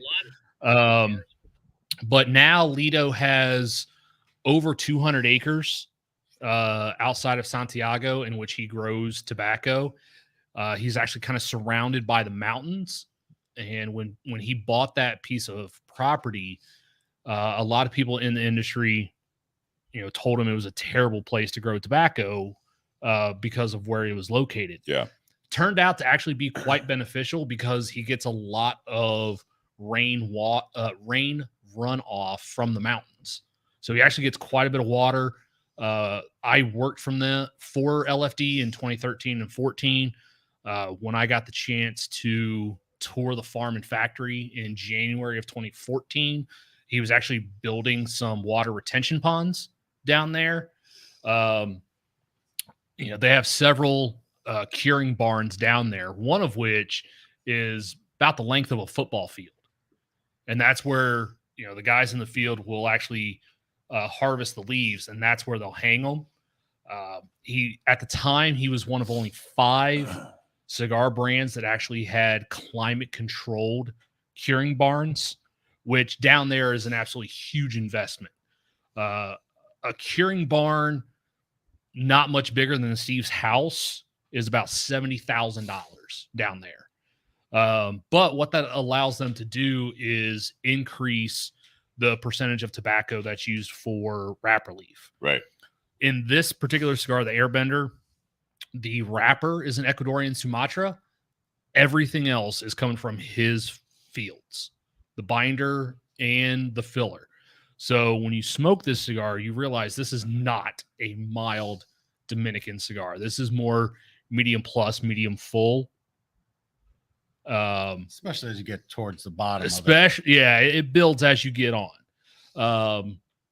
And so it's, Lido's kind of known for his Ligero tobacco. With his best-selling line is the double Ligero. So the DL 700, the Digger, all of those. That's the best-selling line. Even the Ligero series sells extremely well. Air Bender came out around 2011, and he also does a Maduro version of it. This was also one that he did in his patented chisel tip. But yeah, this was when I worked for LFD, this particular cigar had only been out for a few years. Is this 100% Dominican? No, well, Ecuadorian wrapper. Yeah, but the binder and all the filler is not just Dominican, but it's from his fields. And so do they not make good Dominican wrappers? So they do. So most of his high quality Dominican wrapper leaf is going to be used on the LG series because that's his premium. It's his signature blend. Yeah. Yep. Because that's his initials. La Flor Dominicana actually translates Dominican flower. And the old school band actually had the flower that grows on top of a tobacco plant. That was the original label. And then eventually it just became known as LFD. Yeah. The Air Bender is definitely a different cigar from LFD. From my vantage point, it's not their best seller. I think it's an overlooked cigar. I think it gets lost with the Double Ajero, the Chapter 1, Chapter 2, more recently, Capitulo Dos, all that stuff. They're going in a different direction. I feel like the Air Bender is not necessarily going to be their most sought after cigar because it is. You say medium full. I'm more medium on that. That's what I was saying. I was saying more medium, but it gets more medium full towards as you get through it a little bit, and it builds nicely. It's a great cigar. It's just it's tragic that it's overlooked, in my opinion. But as we round out part 1, and I think this is where we do the ratings. I think we can talk a little bit more about the cigar on our end here as we get into the ratings and why we rated it and how it pairs well. But anytime we have someone on like Aaron, we stick more towards the whiskey side of it. So those that are the cigar listeners that were wondering, like, when are we going to talk about the cigar? We have the opportunity to have, a guy, the man here, you know what I mean? So it's like, we want to make sure we capitalize on Green River Distillery here. So, Aaron, you being fairly new to this project. This is my favorite part where he asks the distiller to rate his own stuff. Again, you've got the reins of this whole project here, the straight bourbon and the wheated bourbon. Out of 10, what would you give that? What a dick. No, I mean, you're not wrong saying that. 10. Fucking 10. 10. Are we going based on taste? Just taste. Whatever you however you want to do it. It's your scale. 10 is the best rating, and it's how you would put that scale and your reasons. At age and at price point. I think they're both 10s. Both 10s? At age and price point are both 10s. Steve likes the price point aspect to it. I do like the price. I think it's relevant. It's cheap. You say it's cheap? You're cheap. Well, Nate's usually the cheap one on the podcast, but yeah, that's fair. Aaron, how does it go with I'm big on value. How does it go with your cigar? I got a great buzz without the liquor right now, so it's fine. Nice. Right. It goes great. All right, Spencer, how about you? All right, on the straight bourbon, I'm gonna go. I'll go 8.45. I think it's a fantastic bourbon, especially if you're tossing the price point. I don't think you're going to find a better bottle of bourbon for $35, or at least nothing that's as comparable to it. On the wheated itself, I'm going to go 8. I happen to like just the bite, the little bit more of a hug on the bourbon than on the wheated itself. I like how you said hug, even though both of them are the same proof. For me, for whatever reason, I get a little bit. Yeah. The cigar itself, I wasn't very impressed with the cigar at the beginning, but as you get through it, I think the cigar has developed more flavor, more depth, and has developed even more strength. So on the cigar itself, I'll do an 8. Combined, I'm going to do an 8.5. I mean, I think these bourbons would go well with any cigar, personally. And I think that they're both very enjoyable, could both be sippers. And with the cigar, it's just a very pleasant, enjoyable experience. So 8.5 on the combination. Nate. Russian judge. Well, I'm not going to be very far off from Spencer.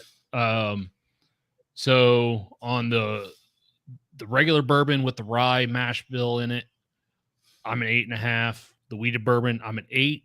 If you add in price, bump up both by half a point, because I think they're both a tremendous value, especially this day and age. Tremendous.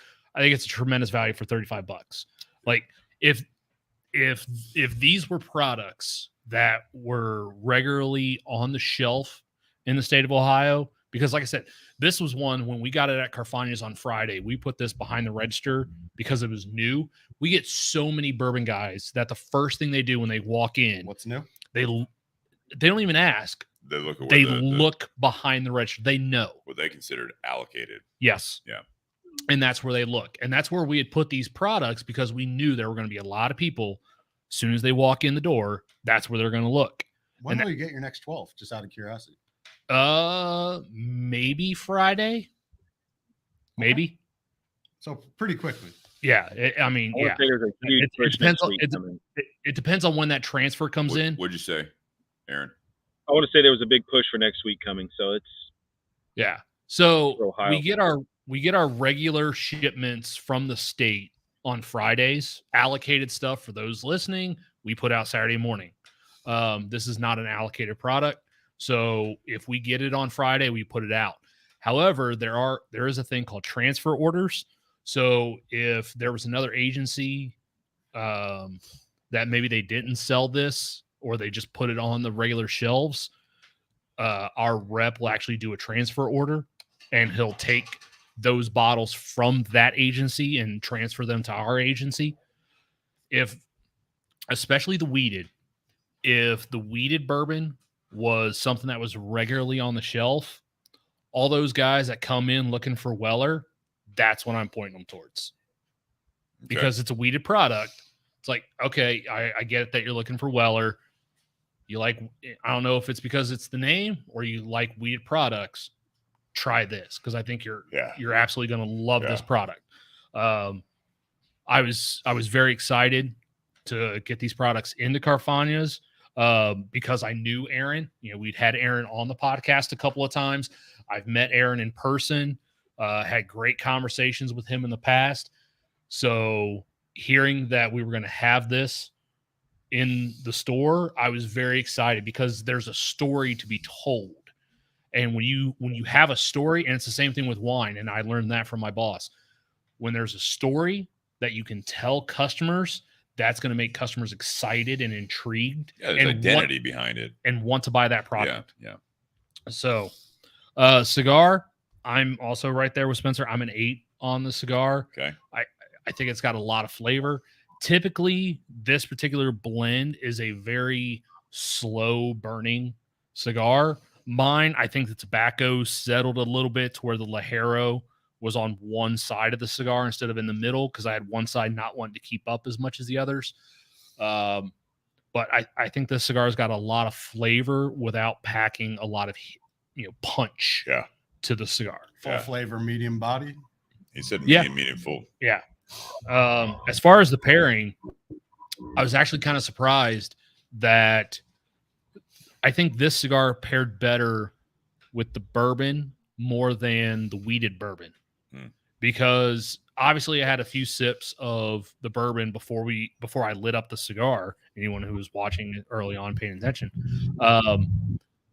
As I started smoking the cigar, it actually kind of took away some of that rye spice on the finish of the bourbon and made the sweetness of that actually more pronounced.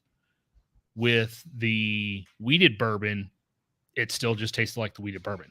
Like there was really no change, but it made the regular bourbon taste like the weeded. It added a little bit more sweetness to that product that it didn't have on its own.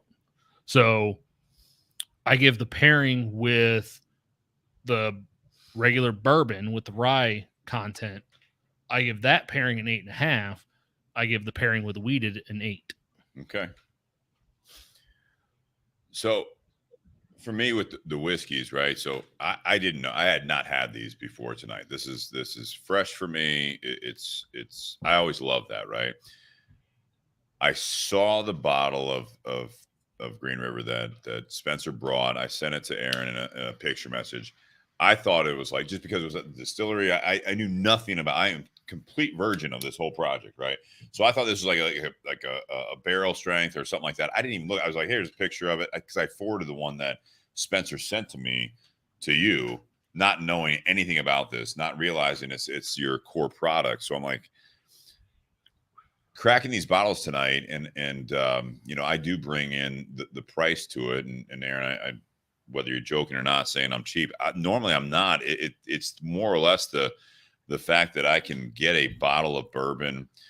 If it's really good, I personally will pay more for something if that's the cost of it, and I really enjoy it. Throughout this first part of this episode, I'm more tired of having to pay what is considered the entry level market price of $50 to $60 because there's a celebrity endorsement. They're sourcing something. So I understand when you source something, you got to add in the middleman charge. Like I get all of that part of it. It's just more exhausting.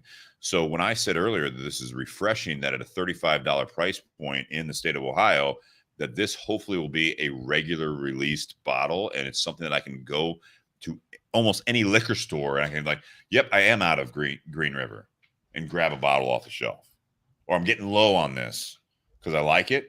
That's where it is. It's not necessarily for me having a cheaper mentality. For me, it is the fact that it's a solid product and I know it's available.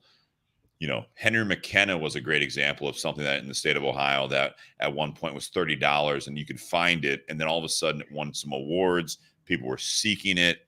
It went up to $50. I wouldn't mind paying $50 for it. You can't find it anywhere. It's just not there. And that's where it's like, I don't, if this bumped up at some point because there was a secondary market and there's something going on and it's like, oh, Green River used to be 35. Well, it did the whole Weller 107 thing, right? And it went from $28 and everyone's like, well, yeah, they put a cork in it now. And now it's $49.95. It's a nice cork, Steve. It's a great cork. Yeah. Nice cork. But I look at that, I would still pay $50 for a Weller 107 if I could walk into the store and buy it because I enjoy it. For me, the weeded bourbon, I'll start with that. The weeded bourbon is a great, easy sipper. This is any time of the day, any weather, you can enjoy this bottle. I'm going to give that 8.25. I think it's very enjoyable. 90 proof. This is easy drinker. It's a fun bourbon. You could probably mix it in a cocktail and it would be a really easy drinking cocktail as well. The straight bourbon, and I'll bring in a price from the beginning, $35 for that bottle. I'm at a 9 for that. All right. I think this bottle it was again, knowing you, Aaron, a little bit through the connections and seeing what this is. And I know you don't, I'm excited to see where you go from these products into what your hands are on going forward.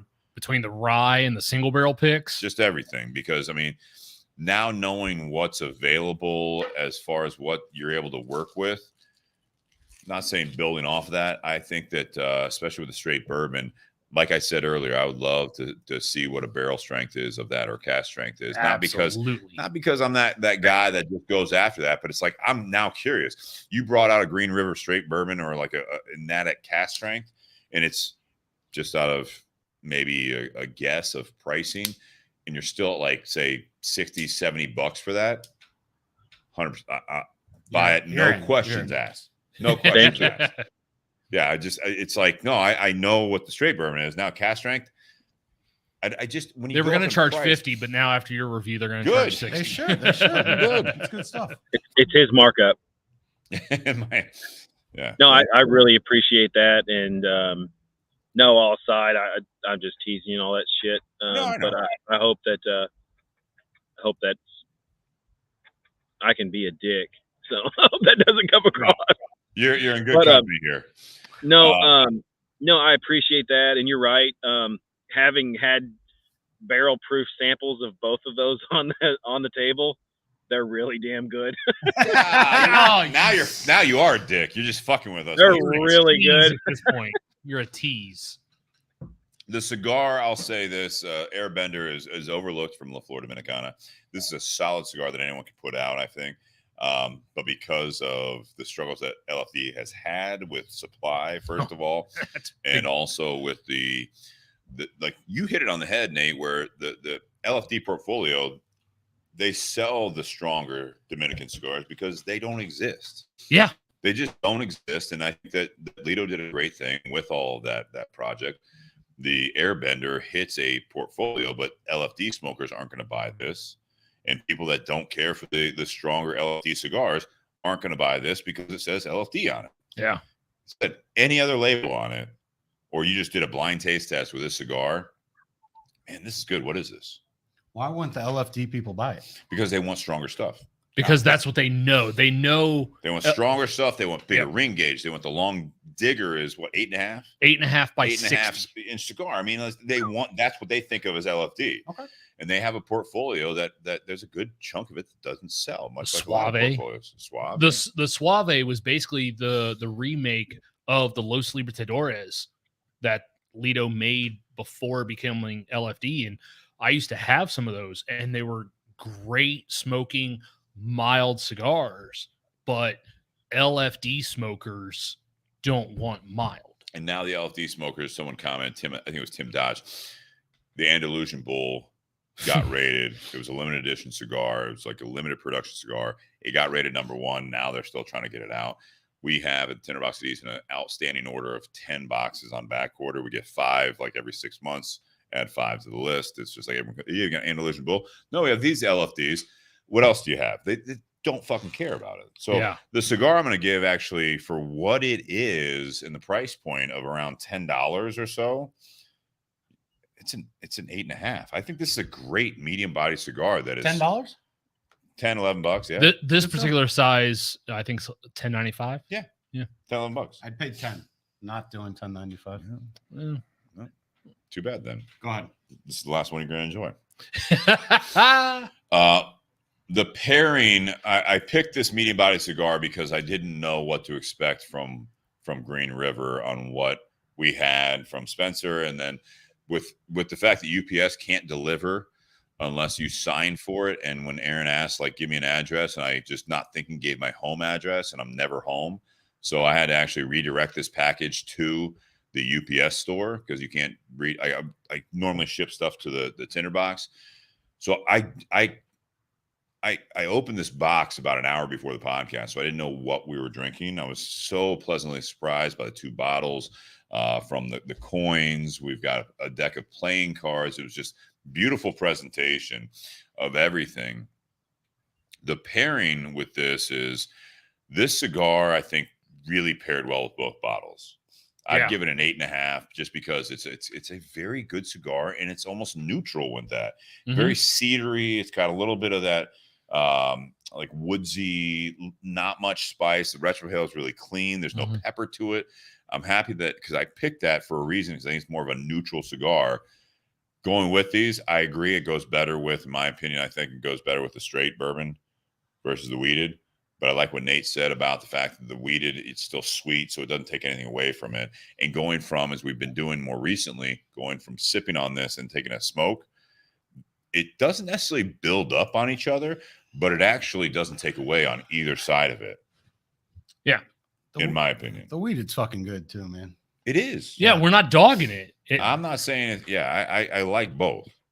But again, for me, it's like we just had a high bank on with all, like we had 4 bottles out here. It's like they're good. It's just like I'm not picking against each other, but if I was going into the store and I didn't I was running low on both of them and I just needed to buy a bottle, I'm going to buy the straight bourbon because that's more for me. Fair. That's more for me. The weeded one it's so easy. Did he give a combo on both? He just said 8.5 on the pairing. I think on the pairing, yeah. I think solid. And I think it's more on the cigar side because I think that, again, the bottles will go with a lot of things. If we had a fuller bodied cigar or a milder cigar, that's when I differentiate between the 2 bottles, because I think a lighter, like a milder cigar, like a Macanudo that Aaron's smoking, probably. Macanudo, if it's not like I'll find out in just a minute.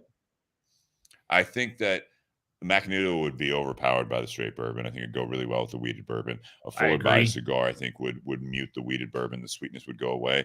And I think the fuller bodied cigar could possibly bring out more of that rye spice. Will the second cigar change it one way or another? Herman's batch, I think it's going to go better personally with the straight bourbon. I agree. Okay. Yeah, because a little bit not spicier in a bad way, but it's got a little bit more woody. It's got a little more spice to it. It's got or when we first featured this cigar, it's got kind of a ginger spice to it. Yeah. All right, guys. That being said, Aaron, thank you so much. I mean, guys, if you're in Ohio, definitely check out Green River, wherever your local liquor agency is.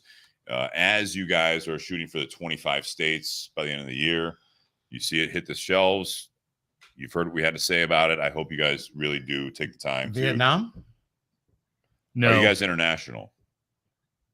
Mm-mm. Not yet. Not yet. We have some international listeners, so they're going to be asking for it. We have some listeners I know tonight that were down in the Carolinas. There's Jonathan Harris in Texas.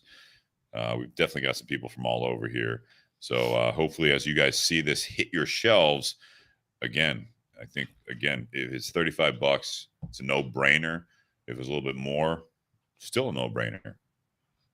Guys, stay tuned for part 2 as we roll into it. We're going to take a quick intermission. Cheers. Happy Whiskey Wednesday. Thank you to our sponsors. You guys enjoy the week.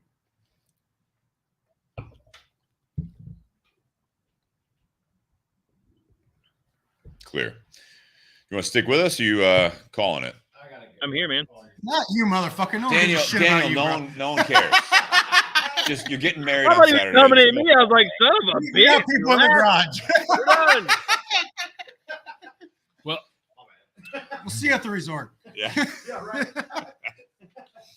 for those Oh, hang on, Aaron. Are you sticking with us? Or... Yeah, I'm here. Very good. Very good. for those who have a really good memory, they might notice that this is actually, so while this is the first product we've had with Green River on the label, Good luck on this is weekend, not brother. the first product we've had on I'll the text you down podcast Mexico. that was made by Green River. So back on episode 245, we had the Terry Bradshaw bourbon, which it never said Green River on it, but it did have the DSP KY 10. So that was a product distilled by Green River. And then there's a marketing company that they do the marketing and bottling for other brands. So the Terry Bradshaw bourbon, which is available in the state of Ohio, that is actually made and distilled by Green River, but it doesn't have Green River's name, just the DSP 10. But not anymore, right? Many brands. Yeah, you guys Oh, you still do? Yeah. So we're kind of revitalizing our bottling program to make it more with the times, to bring it up to all the food safety guidelines, because all that stuff is voluntary. So it's one of those things where you either decide you're going to do it or not. So we're in that phase of, we got to do it at some point to get more customers. So we'll see a few items. The one thing we know we're going to bottle here, it will be the Green River brand. Yeah. Why is Ryan Venrick saying don't take any Mr. Clean jokes tonight, Steve? Who put you up to that, or was that you? Oh, it's him. Oh, it's him. Son of a bitch. Oh my God, he's vile. Man. Listen, We had him on last week. Yeah, and you left and I had all these bottles out and I was hammered. I'll tell you what. Shocker there. All right, don't judge. I'll tell you what, if there's kind of those people that you kind of want to punch in the face, but you know they're probably really good people. That's Ryan. Yeah. No, Ryan, actually, the only thing that I was upset with him about is that in the morning, because the end of the night just got like, Nate left and it was like him and I, and the week before we had the High Bank guys on. So, trying to have him try some different, he was like, yeah, I'll try. So I brought out all 4 bottles and we're sipping on it. And it's like, by the end of it, I'm gassed. I'm also getting drunk. And in the morning, I'm like, bro, like, shit, man.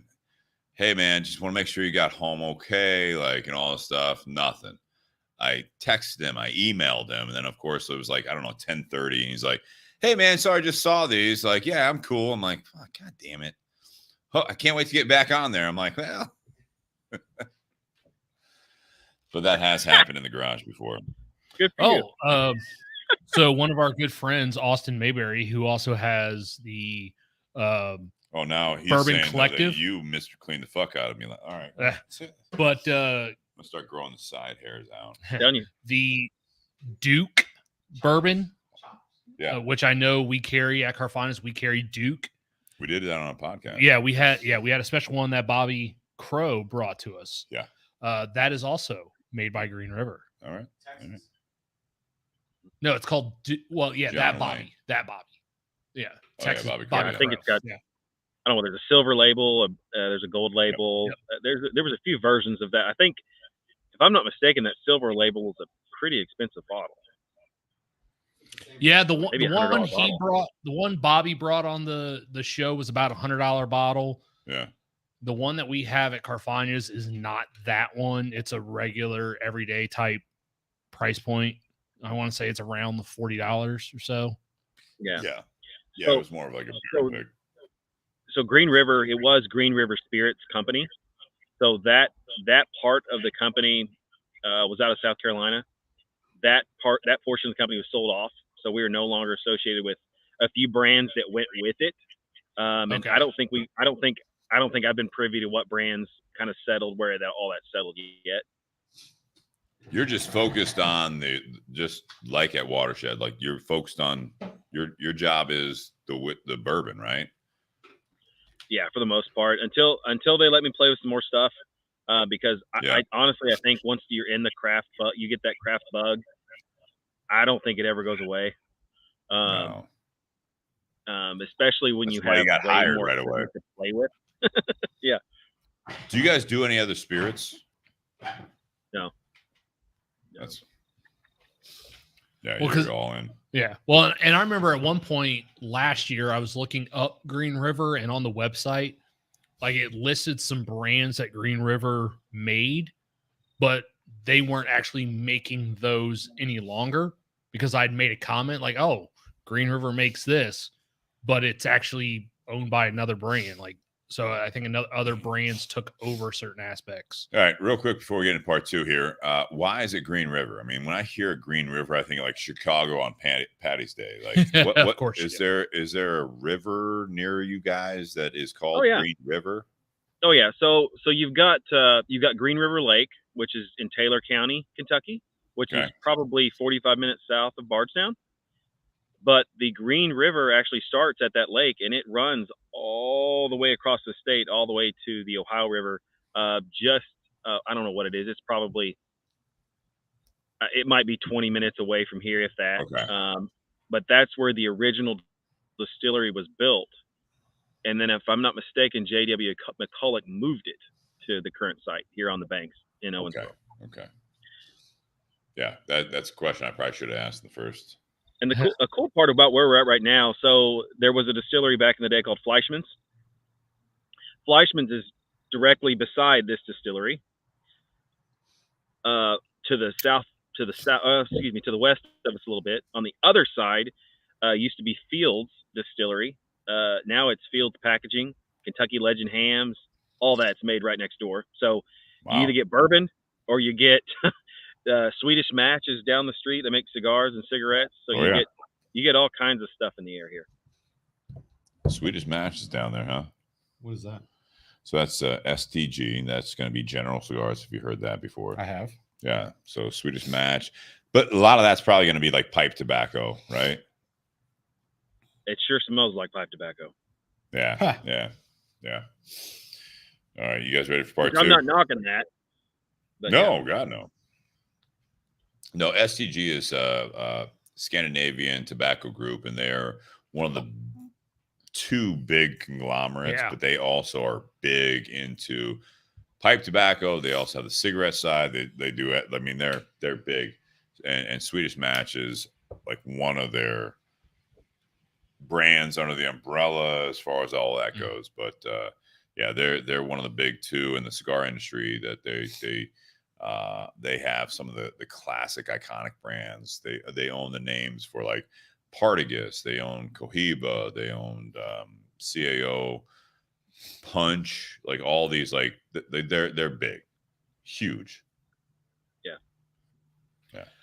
Before we start part 2, I know she's probably not watching, but I want to say congratulations to my niece because about 15 minutes before we went live, she got engaged. Nice. Cool. What's her name? Allison. You also share the podcast at just before the 2-hour mark. Do a little clip to her. I like the cigar, by the way. The Airbender. I do. Yeah, it's nice. Yeah. Yeah, I got to up my cigar game. I haven't. I have to be careful when I do it because my wife's gonna look at me like you need to go away. So I got to figure that out. Well, if you were still living here, Steve and I would be able to help you out with that. But yeah, I'll remind you tomorrow. But just like you asked me for my address, send me whatever address. I'm gonna send you a little nothing crazy, but I can't match what you guys sent. But I'll send you a little care package. If it vibrates, just go with it. It's a toothbrush. Oh, I will. Yeah, be happy to do that. We'd love to, again, on a side note, as you guys come out with anything else, if you think that it'd be worthwhile for you guys to do this. That's on our end, Aaron. Don't worry about it. That's on our end. No, it wasn't. That's us. That's us. Steve, I didn't know there were train tracks. 5 years doing the podcast, I didn't know there were train tracks near your house. Just ghetto birds and gunshots. Don't worry about it. Oh, yeah. We've had the automatic Yeah, fire. we've had that. Yeah, no. Oh, yeah. For sure. Yeah, you might want to keep touching that up there, Spencer. Easton is wild this time of year. Ugh. It has nothing to do with Easton. It's just All Morse right. Road. You guys ready? Yep. That scared the piss out of me. It's for safety. Welcome back to the Bourbon and BS podcast, everyone. This is episode 267. This is part 2, Beyond the BS. We are still joined by Aaron Harris from Green River Distillery, and we do things differently on part 2, As right? the alcohol flows. As the alcohol flows. I'm still smoking the LFD Air Bender, which was featured in part 1. You guys have moved on to the Herman's batch from H. Upman, Altadis, our sponsor here. And we are sipping on the Green River straight bourbon and also the Green River weeded. He showed us something. What did you do? I don't know. He showed us something. Aaron, what'd you show us there? Oh, my Macanido? plastic packaged Macanido. The fresh Macanido Cafe. Classic. The fresh pack. Yeah. So again, guys, if you're just listening and you clicked over to part 2 because it's the most recent audio podcast, please click over to part 1. Listen to what we have to say about the whiskeys, about the cigar, and everything else. Tonight, we're going to be talking about on part 2, change or consistency. I'm trying to bring up what I wrote here. We tend to be creatures of habit at times, and that can be a good and sometimes bad thing. How do you live your life consistent with your everyday, or do you constantly switch things up? One of the reasons I'm glad you're actually part of this, Aaron, that you were able to stick around for part 2 is because when I think of part 2 topics, I look at our guests sometimes or what we are dealing with. And with you, when we first met you, you had moved here for Watershed and you were, doing this thing in Ohio. You have a family. You said you have 3 kids, beautiful wife, and all this stuff. And it's like, then in the meantime, you moved again.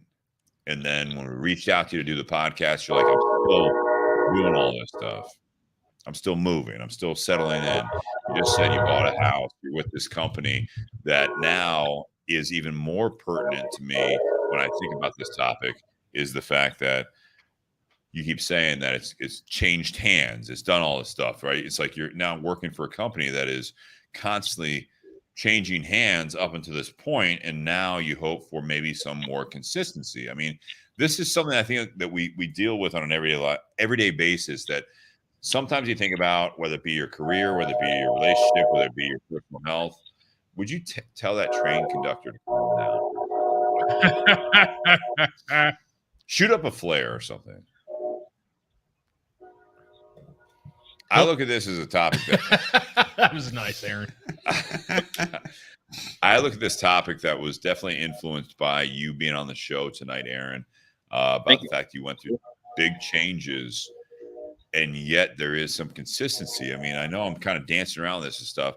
You can either be a creature of habit, for better or worse. Okay. You can constantly look for the next opportunity and constantly looking for the next change. Grass is greener or just change in general? Both. I think that's great. Grass is greener, right? So it's like I'm doing something, but I need something else. I need you go. There's sometimes people are wired a certain way for that. And then I look at the fact that, you know, with Aaron, I love the fact you're staying on for part 2, is that there's a lot of change and yet there's consistency, which I'm not going to frame the conversation in this way, but I do think that is partly the key, is balance of all those things. If you're about consistency, a creature of habit at all costs, I do think there are some hindering factors that you are going to be missing out on.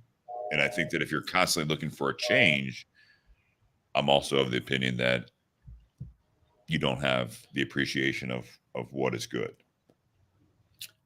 So there's value in both, Sure. obviously. So, Aaron, was it a challenge or was it an opportunity? Or in your world, is it just, hey, change is coming, let's just roll with it, and then let's find consistency once we've made the change? You know, you can go into the seasons of life kind of conversation on that one. Really easy. You know, that I would say each change that I've done, or each, you know, kind of, I don't want to say transformation because I'm still the same guy I've always been. When you say transitions, as you said before, the business card changes a little bit. But I want to say that I saw a path in this industry, and if you want to get to the top, you've got to follow a few certain roadmaps, and you've got to take the punches. You've got to do the grunt work. You've got to be the guy on the front lines facing the firing squad and talking them off a cliff. You know, some of those things you got to stand up and do. And I'd like to think that I've proved that, you know, I'll face those firing squads, and I will take change on. You know, this industry changes with whatever. I don't want to. I hate flavor of the month kind of topics that come up in our industry, but I said the same thing at Watershed. We stay true to the core product, what we're trying to be, and you adjust everything to that. With my life, it's no different. I've got to be what my family needs me to be, and I'm going to do that. But at the same time, I've chosen to be that breadwinner and to make sure that I'm putting them in a good place while I'm making my own place in the world, I guess, if that makes sense. Nate, what do you think about this topic? I like it. Because I'm asking you, knowing you, and I just am very curious, and I know a lot of our listeners, you know, that have been with us for a long time. Mm-hmm. I think this is a topic that when I was thinking about this, and again, Aaron kind of influenced me picking this topic. I'm curious about how Nate's going to respond to this. Well, and Spencer even asked me before we were in the garage for tonight about, because he remembers me talking about my dad who worked UPS, Yeah. until, you know, from the time he was 18 till the time he retired, and that was a generation that I think had more jobs like that, where they would stay at the same company for 30 plus years and retire from that company. They had a pension, stuff like that. You don't see a whole lot of that nowadays.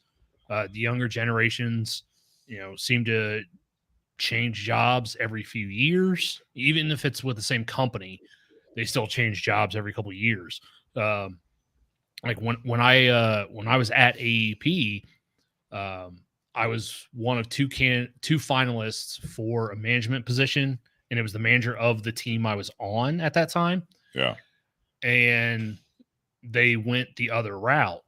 But in my interview, I was asked about, what would be the biggest benefit I could provide to that position. And I told them that at that point, I'd already had 3 different managers in the last 3 years. So I'm someone that would provide some consistency to that position, because if I like the job, I'm going to stay there for a while. My first career out of college, I was there for 8 years. I was at AEP for 8 years as well. Even though I had a couple different positions within the company, one of those positions I had for 6 of those 8 years. So I told them, if you hire me for this position, it's going to be a while before you have to find someone else. And when they told me that they were going with the other candidate, the person actually told me, yeah, we only expect this person to be here for 18 to 24 months. So you're deliberately picking a person that you're going to have to replace within 2 years. There's no consistency with that. So to that point, I think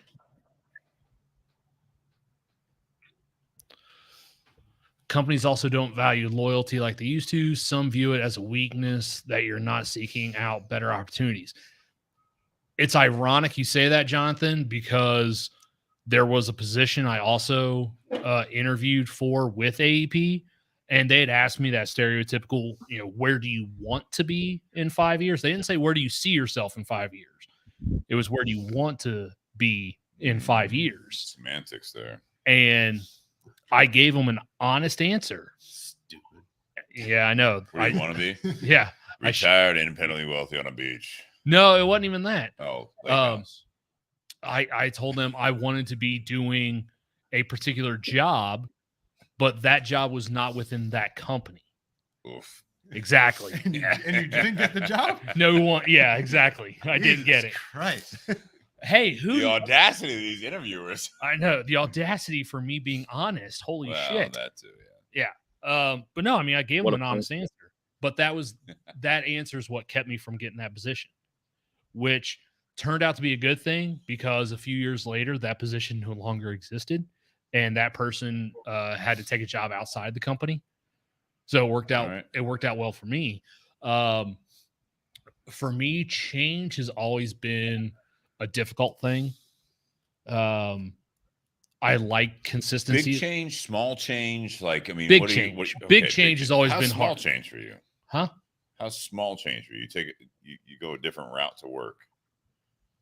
I'm pretty sure small change is not good for me either. I'm pretty sure I don't. That's why I was asking the question. Yeah. Knowing you, you're leading the witness. I withdraw my question. Go on. No further questions. All right, guys. Good seeing you guys. Have a good night. Damn it. I got to take a different car to work today. No, change is not something. I think people view it differently. If it's change that they control, they like it. If it's change outside of their hands, they don't. Okay. Perspective then. Yeah. Okay. Typically, change is not something that in my years I've been a huge fan of, because I like consistency. I like knowing what's expected of me. Consistency or stability? Or habit. Those can be similar, but they can also be very different as well. When it comes to careers, I like knowing what's expected of me, because I can keep doing that. I know what that's change or consistency. I think that's just expectations. I think that's communication. It's just the writings on the wall, right? It's like, this is that's if expectations are known, then you can hit it. I mean, I'm talking with Aaron about when he got hired into Green River, it's like, what's the direction of the company? Because if I don't know about you, Aaron, it's like, if someone hires you in and I see what you've done with Watershed. I've seen your resume. We want to hire you, and you ask them, what do you got? What do you want to do? What am I supposed to help you with? What is the goal here? And they're like, That's up to you. That's not good direction. No, I think there's That's there's tough something meat. so I had I want to say I had 3 meetings for this job. The first big one, well, I'd say the last big one was with our president CEO Mark Irwin, and I said, Mark, this is, being the head distiller is a wonderful position and to help lead the distillery, but I want to excel beyond that. And I got the taste of that being the director a little bit at Watershed, but at this position, it's a little bit bigger, being taking care of the warehousing and the distillation team. So it doesn't get much higher than this. Then you're in, really you're in the C-suite. So is that where I want to be? I don't know, but I love having my ability to influence, but also be a boots on the ground kind of guy. Yeah. But what you were saying, Nate, how does that play into it? The direction of it. So one of the changes that I took, that I actually sought after when I was with AEP, was changing position.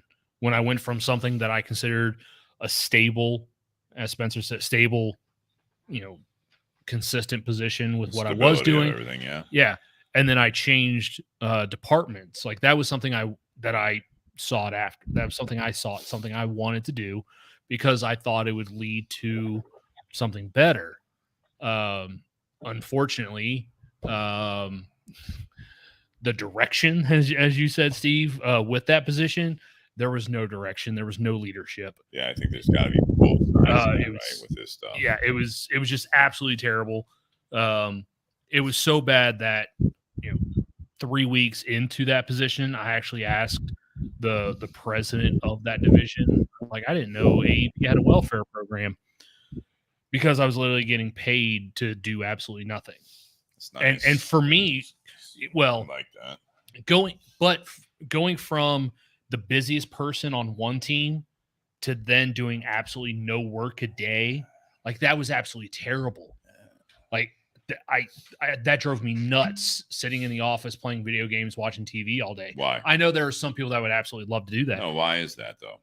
Because I'm not being afforded the opportunity to do what I do best. And you're also not used to having that day to day. Yeah. And I mean, it's like, okay, the president of this division says that this department is a dumpster fire. I moved over to this department to help fix that, and you're not utilizing me to what I can do. I'm feeling undervalued, underutilized. What the hell am I even doing here? So I think that's where it comes into that whole direction part of it, is like the change, and everything else is like, with Aaron Spencer, I want you to chime in on this, is that it is both sides of it, is that you put so much clout sometimes into the expectations of other people in your life, that sometimes that if you are such a creature of habit, you don't care. First of all, it doesn't matter what everyone else thinks. If you put all your eggs in one basket, like, I want you to tell me what I should do, and they're asking for change, you may not know how to do it because it's not for you. There's got to be a reciprocating aspect of this, right? So I think that, with you, Aaron, being on that situation of moving your family again to do this, you said, I think it was before the podcast, where it's like the big part of like why you wanted to move, and I think it was part one as well, is because you got 3 kids and you want to get back to family. This is huge. But at the same time, you're not going to just go work for someone that has no real clear expectations, because there's no self-fulfillment there, is what I think that Nate was getting to right there, is that you have to have fulfillment on both sides of it. And if you have your blinders on for you and you alone, I don't think that's really going to fulfill you. If you're just doing it for other people, whether it be your family, your significant other, or it's your company that you work for, and you're just trying to make someone else happy, and they ask you to change, it's about understanding what your role is. I feel like, is that where you fit into this.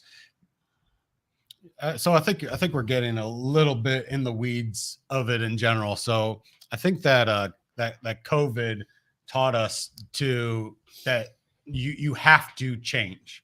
Everybody was pretty much coasting along doing what they normally did until we realized that the world could change. Okay. And that the people that survived COVID, not just literally, but survived COVID and thrived afterwards, were people that were willing to adapt. All right, this is the way that the new world is. And this is the change that's brought upon you, not by your choice, but this is the way the world is. So it's almost adapt or die. Sure. So not literally, but it was, these are the new rules. These are the new rules of your job. These are new rules of the world. And can you change what you normally do, what you're used to doing? And can you change to the new world that it is? And the people that were willing to adjust the quickest were the ones that thrived throughout it. A lot of people had changed during COVID, whether it's jobs, lifestyle, things like that. But the people that the change was brought onto them, not by choice, are the people that came out of it stronger and said, hey, if I can survive this, if I can survive, a pandemic, I can survive anything because I'm willing to change with the way that the world is, not the way the world was.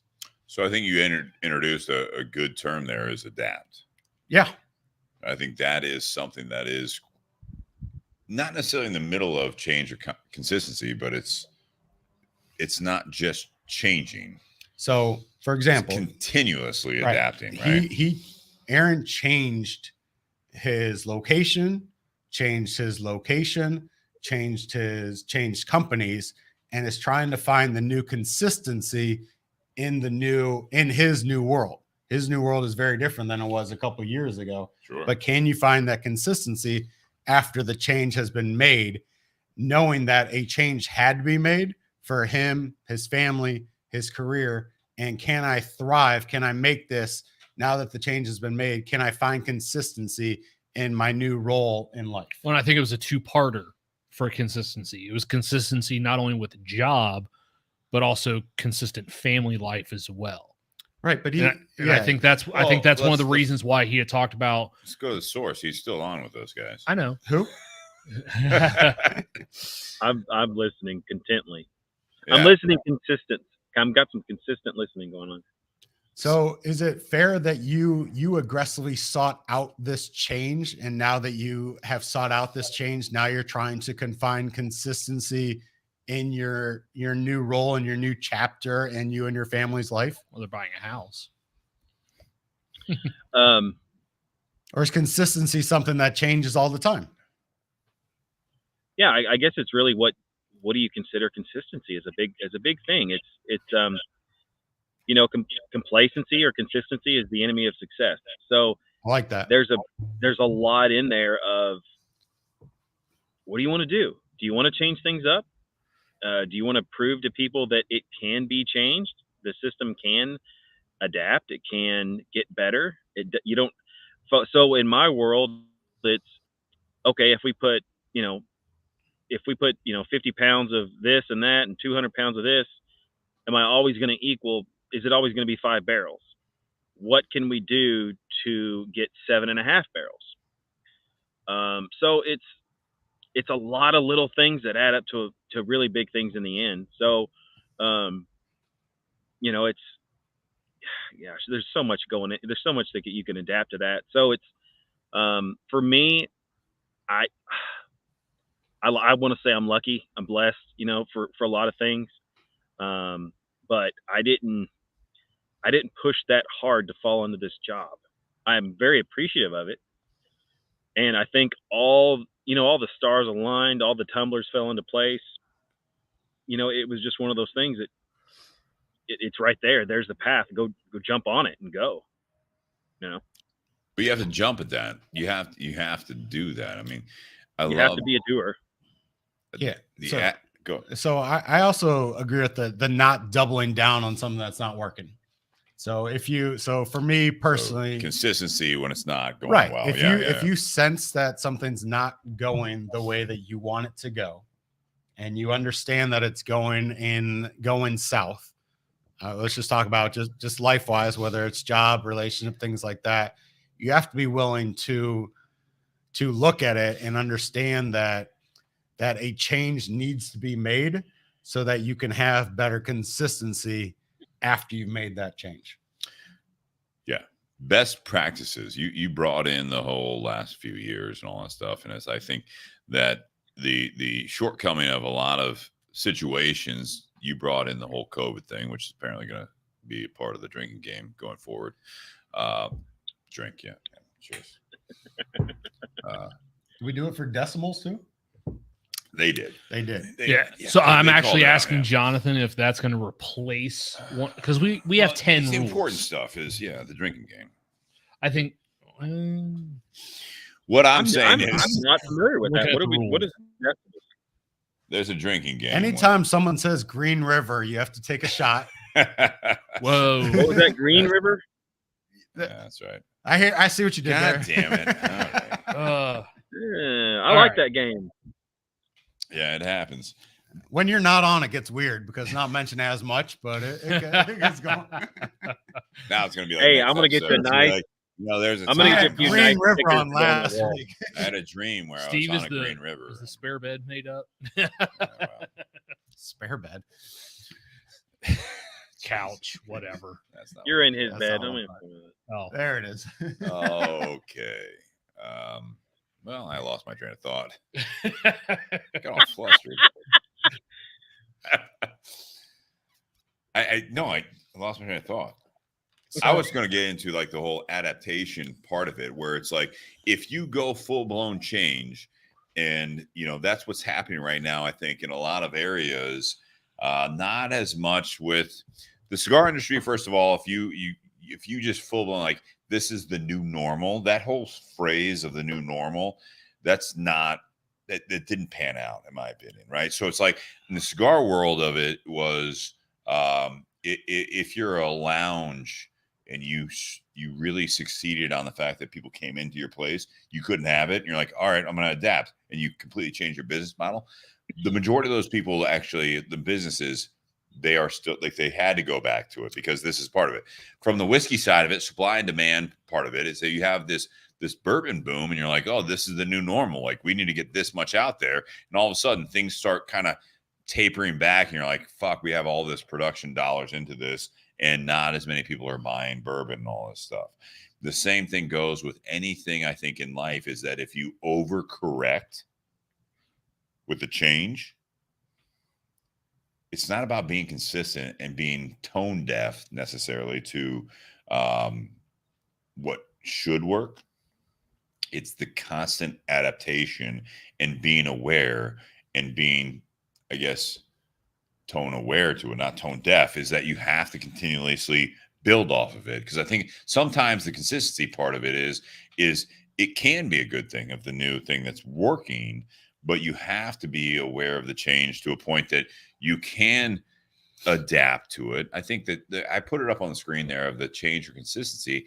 I think it's more of, do you adapt or you go about it what you think is right? So you're a pretty consistent guy, Mr. Creighton. You Do are a podcast every week. Yeah, you do the podcast. You know your hours at the shop pretty much every week. You know when you're going to the gym. You know when you're taking out the dog. You got a nice relationship that's more consistent recently. More consistent recently, and love you, Kristen. Right. Go ahead. So love you, Kristen. That was me. But love you, Jennifer. Do you try? She's a saint. Do you try? with you. Do you get stuck in your own rut or consistency in your day to day and your week to week? Yeah, I'd say do you try to change it, or is it forced change? Hey, this isn't working, and I need to do something to switch it up. I think that the adapting part of it is tough because, again, with Aaron being on, when you're in Ohio, I think you had your routine, right? And when you get back to what you're doing right now, there are times that you almost beg for a routine because it is stressful, constantly adapting, constantly like doing this stuff. You have all these plates up in the air and you're trying to keep them spinning and all that stuff. Things can be good, and as soon as something throws you off, it can be stressful. So for me, yeah, when things are good, they're good. You're cruising. I think that's a mistake sometimes. Like, so for those who don't know, like Spencer and his fiance Jennifer, we're going down to Mexico. Chris and I are going, and we're doing a nice vacation. It's been, for me, 5 years since I've done a week long or whatever, all inclusive. I've never done one. I feel very, very blessed or just overall lucky to be able to do it. And then what do we talk about when you come over? You're stressed before you go. Dude, like I got Tuesday, I work open to close. Wednesday, I got the podcast. Thursday, I got softball. Friday is my mom's birthday. We're doing dinner. Saturday, I work open to close. And we fly out at 7:15 on Sunday morning. To go on a week-long vacation that we don't have to pay for shit because we already paid for it, and we're going to just really enjoy our time. It throws me off, man. You are going to drink so much booze. It's gonna I am concerned. about me or you? Yes. Or the girls? Yes. Yeah, okay. Yeah, here we are. No, I think... We might have to take 2 weeks off the podcast for Steve to recover. No. Oh, yeah, Luckily, yeah. I've been training. I think this is something that you throw just a wrench in the works, right? That changed. I love the fact that you brought up, Spencer, the adaptation part of it. You have to adapt. I think this is something that sometimes the consistency, or a lot of times I think, and I don't know, Aaron, Nate, you get yourself into a rut and you lose the motivation. Your relationships with your employer or your coworkers, your family, you're even just looking in the mirror. You hope that you realize that the rut or the consistency is more of a strength and not the weakness. Can you flip a switch? Can either of you flip a switch? To what? To just, so you switched jobs a couple months ago. Yeah. You able to just flip a switch and this is my new life now? Yeah. Yeah. And I kind of touched on it with one of my comments I put in the live feed. So yes, I made this change. This is the second time that I have chosen to make a major career change. That was something you changed. They didn't force you to change. You forced the change. Yes, both times. You were in control. You didn't just wait. Yes. Yeah, it's good. So I chose the company that I'm working for now. What I really like was, so when I was first hired on, the very first email that my boss sent out with a schedule that included me, he's like, "Hey, Nate's going to be coming on. This is what Nate's role is going to be. This is what he's going to do." And he also included, last year, 2022, Carfagnas was named best wine store in Columbus by the Columbus Dispatch. All right. Now that could be one of those things where someone says, goes, "Hey, we were named best shop in the city. We're just going to keep doing exactly what we did." But he put in that email, what got us to number one in 2022 is not going to get us to number one in 2023. And that's one of the reasons why I was brought on. So even though I have a consistent schedule each week, even though I, have the same duties every single day I go into work, because I'm interacting with customers, every single customer provides a different opportunity and a change. It's a different conversation to be had. I think change is not always a reinventing of the wheel. Yes. So even though the 5 days a week that I'm at Carfagnas, I'm doing the exact same thing every single day. I'm meeting different people. I'm having different conversations, or, every time a customer comes in and they're looking for something, all right, what are you looking for? It's the same thing in the cigar shop. I've been working at Tinder Box for 4.5 years and get a ton of customers. A lot of them are regulars, but you get new customers in there as well. But every single customer that you don't know is an opportunity to have a new conversation and maybe make them a regular, or just have that new conversation and recommend something new. So when I'm working at the store, every time a customer comes in and they're looking for a recommendation, whether it be for whiskey or wine, that's another opportunity to have a conversation, to maybe share some knowledge, share some insight. But just that salesmanship with that person. So my job is consistent, but the days change because there's different customers every single day that come into the store, or there's different challenges that come in. Coming up this weekend, I have to do a bourbon tasting. Poor bastard. Yeah, I have to do a bourbon tasting for one of our good customers who owns his own business, and he's having a little get together. And my boss directly assigned me to go to that person's place of business to do this event because of my experience, my knowledge, my background. And so that's something I've never done before, but I'm absolutely looking forward to it, because what that's allowing me to do is talk to customers about product. And that's something I absolutely love to do. Got it. I understand what you're saying. Yeah. So I think we lost Aaron. Yeah, He was in the wilderness, and well, he had a laptop, and he just texted me on the side. He said, I had about 5 minutes of battery, so I'm got to get off here. And I said, got it. And we look, and he's already gone. So he said it died quicker. Yeah, I get it. I think I've been blown off by prettier people. Yeah, and Just kidding. And you'll be blown off by more people. I think sometimes last time Spencer's on the podcast. Are you talking about the last time, like before? No, I just want to thank Aaron Harris for being a part of the podcast, and again, he tried to get out, and we get it. We appreciate it. Good stuff there. I think that change a lot of times happens to you, and you don't necessarily have the control of it. And I think when that happens, you really find out what you're made of. So if you get let go, if things aren't going your way, and the change is forced upon you, you got a couple different ways to look at it. Whether you fight it or whether you just adapt to the change, and these are the new rules of the game, and these are the things.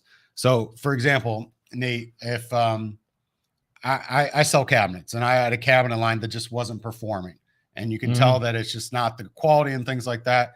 So you can either just kind of ride it out and be on a dying ship, or you can look for an alternative and say, all right, what other brand can service these needs that I have? And the quicker you are to hit the change before it happens to you, the better chance you have for success. I think it's a slippery slope, though. I mean, you don't want to bail out too early, because I think if you have the mentality of again, change first and not consistency, right, and not adapting, I think sometimes I think some people are better at it than others, right? But I also think that if you constantly are looking for the change first, you might lose out on some opportunity. So that's what I was asking about the grass is greener piece, because sometimes it's obviously the grass isn't always greener. Sometimes you're playing in the dirt, things like that. Sometimes it's greener because it's fertilized with bullshit. Sure, why not? But my backyard is definitely greener because of dog shit. If that's what you're saying. So that's why there's those little patches that are growing faster. Yeah, for sure. Yeah, okay. Yeah. So, my girl just moved in a couple months ago, and now we have dogs that are staying with us most of the time because she likes to watch dogs. And you can either fight the change or be like, hey, this is a new thing. Pick your battles. And pick your battles, right? And pick your battles with the change. But Steve, over the years, I admire your consistency, with the focus piece, and with, there was a time where you did the walking piece.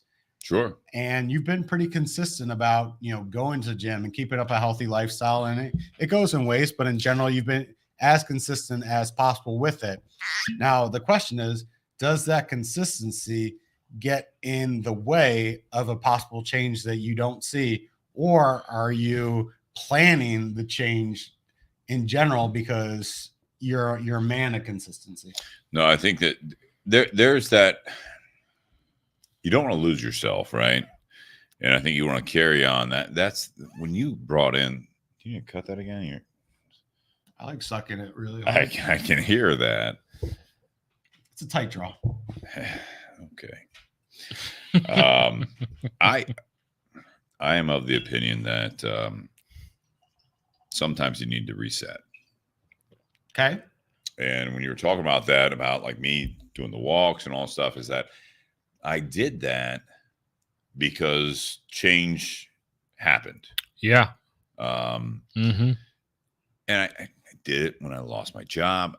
Sometimes things outside of your control happen, right? And those are those moments that you could either close up and really just shut down the shop, or you can adapt. And I like the term adapt, because there are sometimes those moments where you can continue to grow yourself. And I think with this change and consistency thing, it's a big part of it is that you want to be able to continue to grow yourself. Stay the course, but not at all costs. So you learn from some of these things, right? Whether you're not happy with your career, you're not happy with the relationship, but if you just bail, I don't think that's a good, healthy way of handling things. Well, right? when COVID happened, did anyone tell you that, hey, you got to change the way the shop is done, or did you just take the bull by his horns? And so that's where I'm getting at. Like with that, and like you're talking about the walks and everything else, is like when things happen 10 years ago, I don't know what I would have done. Where I was at that moment when things changed in my life, and it was between COVID, with my relationship and everything else. It was adapting. It was surviving to a point, right? And that's a big part of it, is that you want to not just survive in a negative sense, because I think surviving a situation is always looked at in a negative connotation. But I think surviving sometimes is not just the bare minimum, but you're putting yourself first. So when I was doing the walks, when I was doing all that stuff, we talked about this in previous podcasts. I kept working. I got up in the morning. I still tried to stay consistent. To the Mr. Clean comments, I shaved my head. I worked out, but I added in the walking part of it. That was something that I added in because of what I thought I might have been missing, and then it turned very quickly. Days. I enjoy this. This is a mental clarity thing. Was there ever a time? Because Spencer and I both know why you start doing those walks. Yeah.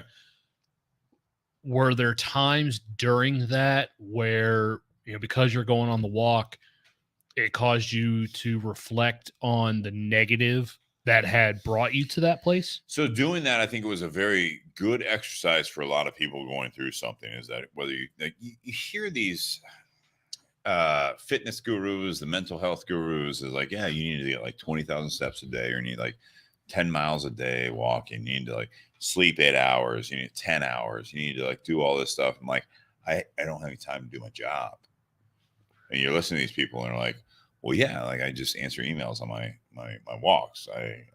I'm an influencer. So that's not everyone, right? So you got to fit this shit into your actual schedule.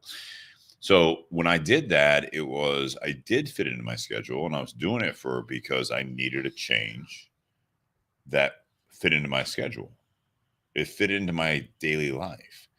I needed a change. Sometimes I think you need a change, but it's not just to do it. It's because you want to be able to stay yourself and grow yourself. And that's what I was doing with those walks.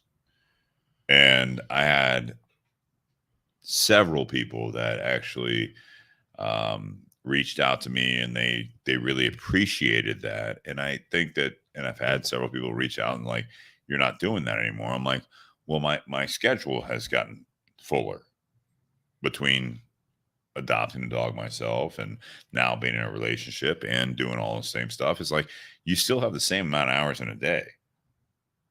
And it's about prioritizing those hours. And it doesn't allow me to do some of those things, but that was a very useful tool at that point. And I learned something from it. And I know that other people learned from it. Because I put myself out there on social media. People are holding you accountable. Well, I did it to hold myself accountable because they were doing that. Since then, fortunately enough, a lot of those people that were holding me accountable locally, I had people all over actually comment on that. I haven't heard from them. The local people, they ask about it sometimes. And I tell them, I say, I things are going well. I don't have the time. I'm trying to manage my own schedule, and they all understand because that's how life works. And I think that it's very important. If we ended this podcast tonight, this is the last episode Ever? If we did, people would be okay, and we still have some long-term friendships with people that listen to this, right? But I think that the fact that we've continued to do this podcast, it's not the fact that we have like Joe Rogan, 11 million listeners every podcast, right? But the people that listen to it, whether they give a shit on the comment feed or not, they still tune in. They still enjoy the conversation. They still enjoy being a part of something. And I think that is sometimes I'm of the opinion that when you don't feel like your life is in a good place, consistency, you're constantly changing stuff, whatever it might be, I think that sometimes you do have to stay true to yourself and realize the value that you have for other people. And doing something like we do in this podcast is that we do have a lot of the same listeners that comment over and over again. Consistency. How many years? 5 years. Just over 5 years. 5 years. I think consistency is good. You listen to this, it has changed. You go back to the first 50 episodes, it's different. Mm-hmm. So sometimes consistency doesn't necessarily mean that you're doing the same thing over and over again. It's not about you wake up at the same time, you give yourself a shave, you take a shower, you go to work, you do all that stuff. That's not necessarily just the consistency of doing something for the better good. That's just, you're just living life. I think growing and adapting is really the key to all of this. Because if you're just that consistency, that's stagnant, that's just, it's not, you're setting yourself up for failure. If you're constantly changing everything, as soon as something gets uncomfortable, or you're looking for the best next thing, you're setting yourself up for failure. You're never growing through adversity. If every time adversity comes your way, you Even run from it and good, change same it. Thing. Yeah, yeah. I think you both like the planned change. You both are very calculated people. And I've said it before on an episode. Real quick. No, but I've said it before where change is always better. Like we always feel more comfortable with change when it's in our control. Of course. We never like change to be thrust upon us. We like it when it's something we choose to do. No one likes change when it's thrust upon you. But the quicker you can adapt to that change, the better chance you have of accepting it and not fighting it. And just, these are the new rules. And this is how I'm going to attack the new world. This is your new role at your new position. So, hey, your week's different this week than it was last week. And we were talking about it earlier. And you're like, all right, cool. I'm not going to fight it. I'm just going, all right, this is my job for this Saturday. And that's what I'm going to do. These are the new rules for this is how the lounge works.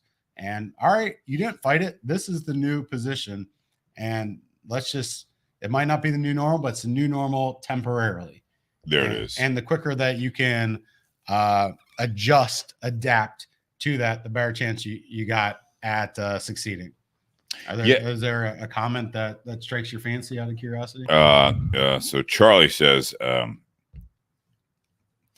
adaptation can eliminate one's inner frustration. Jonathan says, it's been a great value of my life talking about the show.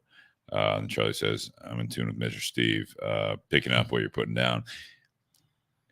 So I obviously listen to this every week whenever you post it for the Yeah. past 5 years. So it's been consistent, and sometimes you'll post 3 at a time, and that's Not as consistent.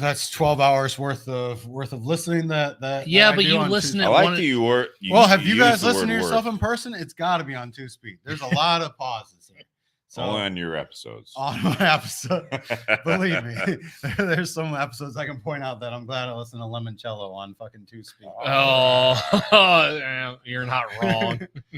But I think there's value to the consistency side of it, but it's got to grow, right? There's not just staying stagnant. That's looking at these two words on the screen right now, change with consistency.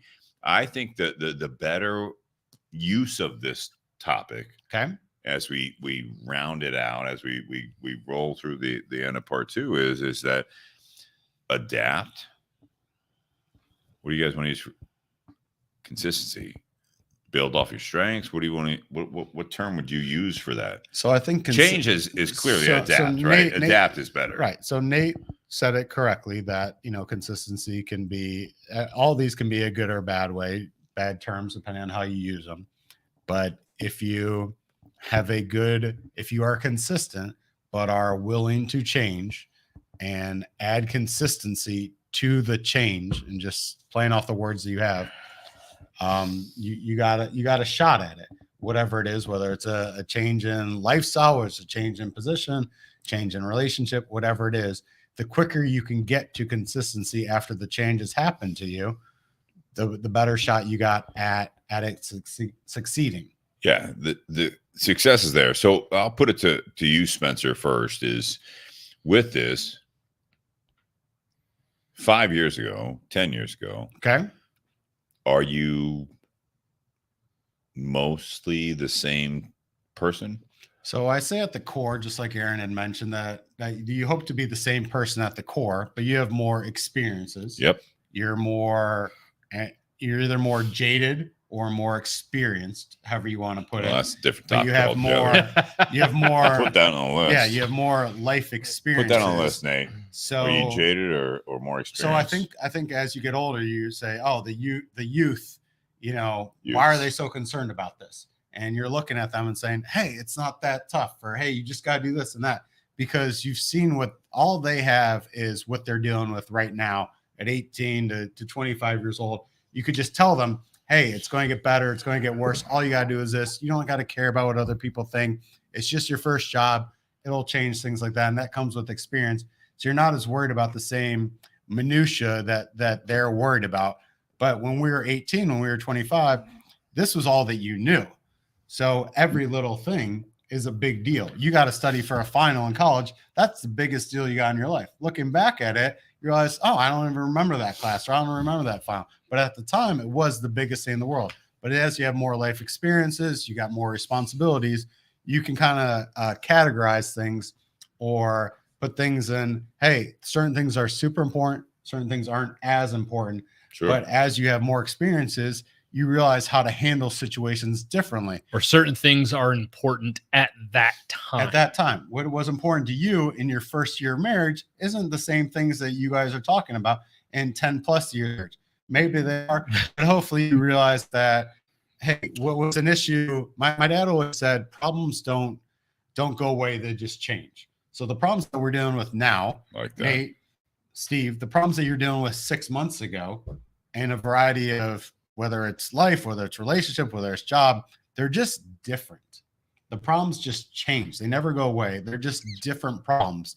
And the more experience you have with dealing with those problems, the better chance you have to change with those problems, and you know how to handle them differently just because you've had more chances to experience, or you realize the weight to put on those problems. You don't put the same weight on that one drunken argument that you have with your girl or with your significant other, because you realize the grand scope of things as to what actually matters in the situation. Where do you see your life going from here on out? Is it more change or more? Oh, it's going to be consistency? way more change. Way more Yeah. change. I mean, got engaged a couple months ago, going to get married within a year. It's going to be way more change. And it's going to be way more change for her as well. It's going to be way more responsibility, trying to take care of, a future family and things like that. It's going to be way more change, and it's scary, but who cares? It doesn't matter if it's scary or not. It's just, this is the next chapter in life. You know, people always say when you have one kid, it's crazy amount of stress. But then when you have two kids, oh my God, I couldn't believe how easy it was when we had one kid. So it's just, change is going to happen, and to embrace it versus fight it is kind of the point that I'm trying to get across a little bit. Head on. I think change is inevitable, as we always talk about, right? But that, I'm not trying to get tied up into to words, but the only consistency is change, right? You know, that's where we're at. True that. You know, it's. I look at change or consistency as something that I have struggled with to a point, but you talk about experience and age, Spencer. This is something that it's not as big of a deal for me anymore. I'm ahead of it to a point. You think you are? Exactly. As soon as you're emotionally invested into a job, into a relationship, or into yourself, and you think you're all good, curveball. Yeah, they don't. I think you have to adapt. You constantly have to adapt, right? You have to continue to you got to learn from yourself. I think this is something that is not talked about enough, that you have to learn from yourself and how you react to certain situations. If you react to a certain situation in one way, and you lose a relationship, you lose your career or your job or whatever it might be, and then next time it comes up and you go in there bullheaded, you do the same goddamn thing, there's a common denominator here. You have to change a little bit. You have to adapt. I love the word adapt.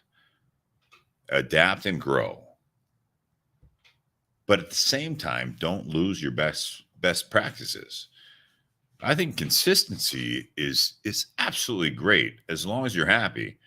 As soon as you're not happy, or the people around you aren't happy, your consistency or your habits, or being a creature of habit, isn't fun anymore. You got to switch things up. You got to add something. You have to. You got to change something. Nate, what do you think? Well, I mean, I think it's time. Sorry, I just looked at the time. Do you want to do closing remarks first, or? Sure. All right. Russian judge. There we go. I'll give it an 8 on this conversation. It's a nice rating. 6.5. No, I'm out of here. Let's go back. I think instead of looking at it as change or consistency, you should be looking at it as change and consistency. Boom, baby.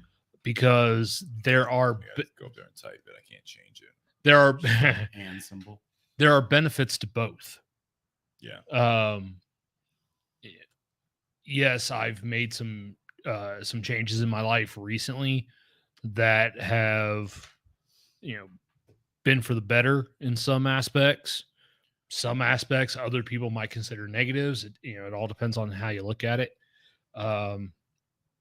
But the biggest benefit that has come out of those changes is how it's changed me. Ooh. You seem happier. Yeah. So that was something. Spencer said that. I saw a smile earlier tonight. But no, that was something that my wife noticed very early on after I started my new position. Because my wife still works from home, and I'd been working from home for 3 years. I made this change, and it was something where I actually have to go to work every single day. But because of what I'm doing, and I honestly, I have to be really thankful for my boss, because I think when my boss first took the phone call to interview me, he was doing it just as a courtesy. Yeah. But when he heard me talk about my experience, some of the things I've done in the past, even doing this podcast, he actually got excited because of the opportunity it might afford him and the staff that he's in charge of. He heard you did a podcast. He never listened to a podcast. Yes. Yeah, it's nice. It's like a resume builder. It's like most of our But- listeners. Oof. Have a good night, guys. Click. But I'll add the guitar back into it. Too soon. Go uh, ahead. it's something that's definitely been a change to me and our household, but the biggest change was from a positive aspect, because very early on I would come home from work and my wife could see that I was in a better mood. I was happier because what I was doing, what I do on a daily basis, fits more with who I am as a person, and I enjoy it more. So even though I'd had positions with my previous company where I was happy doing what I was doing, I eventually got to a point where I was successful in what I was doing. I just didn't get any gratification. And I didn't get any gratification from what I was doing. And it's not that the company didn't show gratification. It's just me doing what I was doing. It was more like, who gives a shit? Like I didn't Paycheck, man. like, even though I was doing my job and I was successful at what I was doing, so what was the big deal? I didn't care. I cared about my job, but what I was doing was not necessarily something that I cared about, if that makes any sense. Does. So taking on this new position, even though it was a change, it's a little bit of a slight pay cut. Go macro with it. The Go fact macro. the fact that I'm so much happier doing what I'm doing is worth the cut in pay. It's invaluable. Because my personal health, my mental health, my physical health, everything's improved. I actually had this conversation last week with the owner of the company, who was in our department with his wife. It was the first time I'd met her, and she'd asked me where I came from and what my job was and what I used to do and stuff like that. And she asked me how things were going. I was like, since I've been doing this, like I'm really happy interacting with customers, and this is what I get to do. I love doing this. Not to mention the fact that I've lost X number of pounds. I feel better. My physical condition, I feel better. My mental condition, I feel better, even though I interact with more people than what I used to do in my old position. Some people would look at that as a positive or negative. It depends on the kind of person you are. Who cares? I mean, my wife gives an example. One time her and I had to help someone move some furniture, and met these people at a place, and I may have been wearing the shirt you are, Spencer. But I was wearing a shirt that was related to the Tinder Box. And the guy's like, "Oh, do you know Steve?" Who? He's like, "Do you know Steve?" And I was like, "Yeah, I do a podcast with him. Yeah, I've known him for years. I worked there." And he's like, "Oh, I was his former roommate's roommate in college." And within 30 seconds, this guy and I have been talking like we've known each other for years, and we're getting ready to go out and have drinks. Like that's how we were talking. And when we got done moving that furniture, she's like, "I don't understand how you do it. Like you meet someone for 30 seconds and all of a sudden you're beer brothers. I don't get it," because that's not her. But to me, having that conversation, like that fits with who I am, just talking with people and engaging in conversation with people. So, this position that I have now, it was a change I made, but it also brought a sense of consistency because I'm consistently a better person than what I was. I'm having new challenges each week that come up, but those challenges afford me the ability to shine and do what I do best. And I love that. So I think some people value change or consistency. I think a lot of people value one over the other, but I think it's important to realize that there's value to both. And the key is to finding balance to which of those are the most beneficial. Steve's talked about it before. When he was at his previous career, he would have those sales reps that every 2 years they have a different sales job. So there's consistency in their sales job. There's consistency in what they're doing, but the change is they're constantly changing who they're working for every single year or every 2 years or 3 years. That provides no stability. There's no growth there because they're always doing something different. Yes, they're doing the same job, but they're doing it in a different industry or for different people. I think the benefit comes where you find the balance between those two. How do you provide change within the consistency? Spencer, what do you think? Okay. I like what Nate's saying. Yeah, I know what he's saying, man. So it was an interesting topic to talk about, just because you can take it in a million different directions. So many ways. That's what we do here, right? So a couple things. First off, I would really like to thank Aaron for these 2 bottles. Just we're making our way through them. And if you can tell, we're pretty much through the bourbon itself and halfway through the wheated. Yeah. That gives him a sense as to where we're at with it. So for all the people that got the wheated, I would suggest the bourbon as well. Yes. I always enjoyed this because it's saw him pop up back on the feed here. No, but I don't know if I just texted him. Is you back on? He's in that window there. But well, it's so the thing that I enjoy about this most is when you just get to sit and talk about life in front of 2 of your buddies, and it's a 3-hour kind of therapy session with bourbon and cigars, which is always a good conversation. The thing about change that I take from it is to not double down on to not throw good water after bad. So if there is a case where where life is not going the way that you want it to go, and not looking for the grass is greener, but the quicker you are to adapt to the change, the better chance you have of success. I know I've mentioned that several times tonight. Yeah. I do really respect the consistency factor that you have, Steve, with your workouts, with your job, and with your life. And that's one of the reasons why we become as good friends as we are. Sure. And that we're very lucky to be able to go on this vacation together. But we might have a live feed. Oh yeah, from Mexico. That'd be great for you. You'll be there. That'd be so much fun for you. Yeah, the girls won't be That'd there. be so much fun for you. We'll just give it over to the girls. Yeah. But change, highest rated podcast ever. I was scared of change before change happened to me.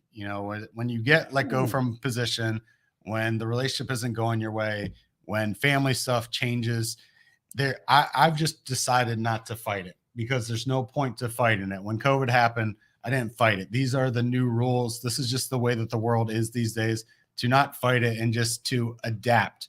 And the quicker I was to adapt, the better I felt about the situation, because I was able to adapt quicker than someone else. The quicker you were able to adapt, Steve, to the way that this is the way that the Tinder Box works now. You were successful during that phase. So change doesn't bother me as much as it used to, because I know that I can adapt to change, and it's not a scary thing. And most of the time when change happens to you, more often than you get to choose that, for better or for worse. And so the quicker you can find consistency when the change happens, for me personally, as soon as you can find that consistency after the change, the more likely I am for happiness. Stephen?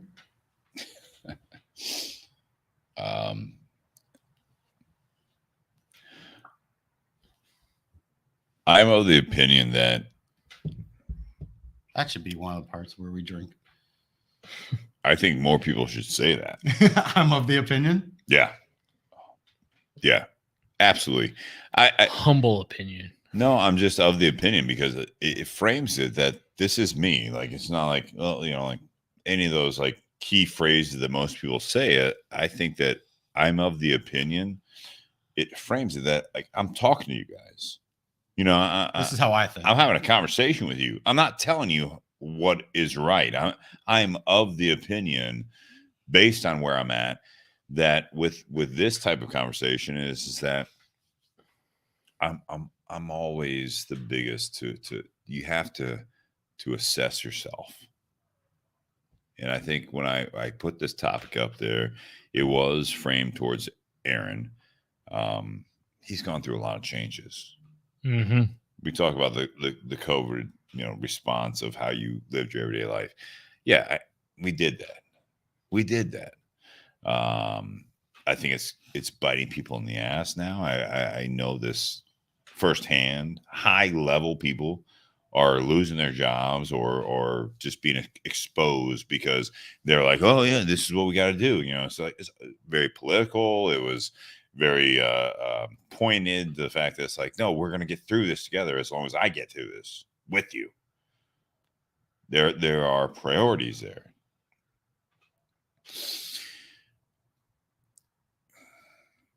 If you're constantly changing, there's no consistency, obviously, but if you're constantly changing, there's no appreciation. You have no value in anything. You have no value in any aspect of your life. Yeah. If you're always looking for the best next thing, it's not even that simple. But if you're always trying to change, how about evolve?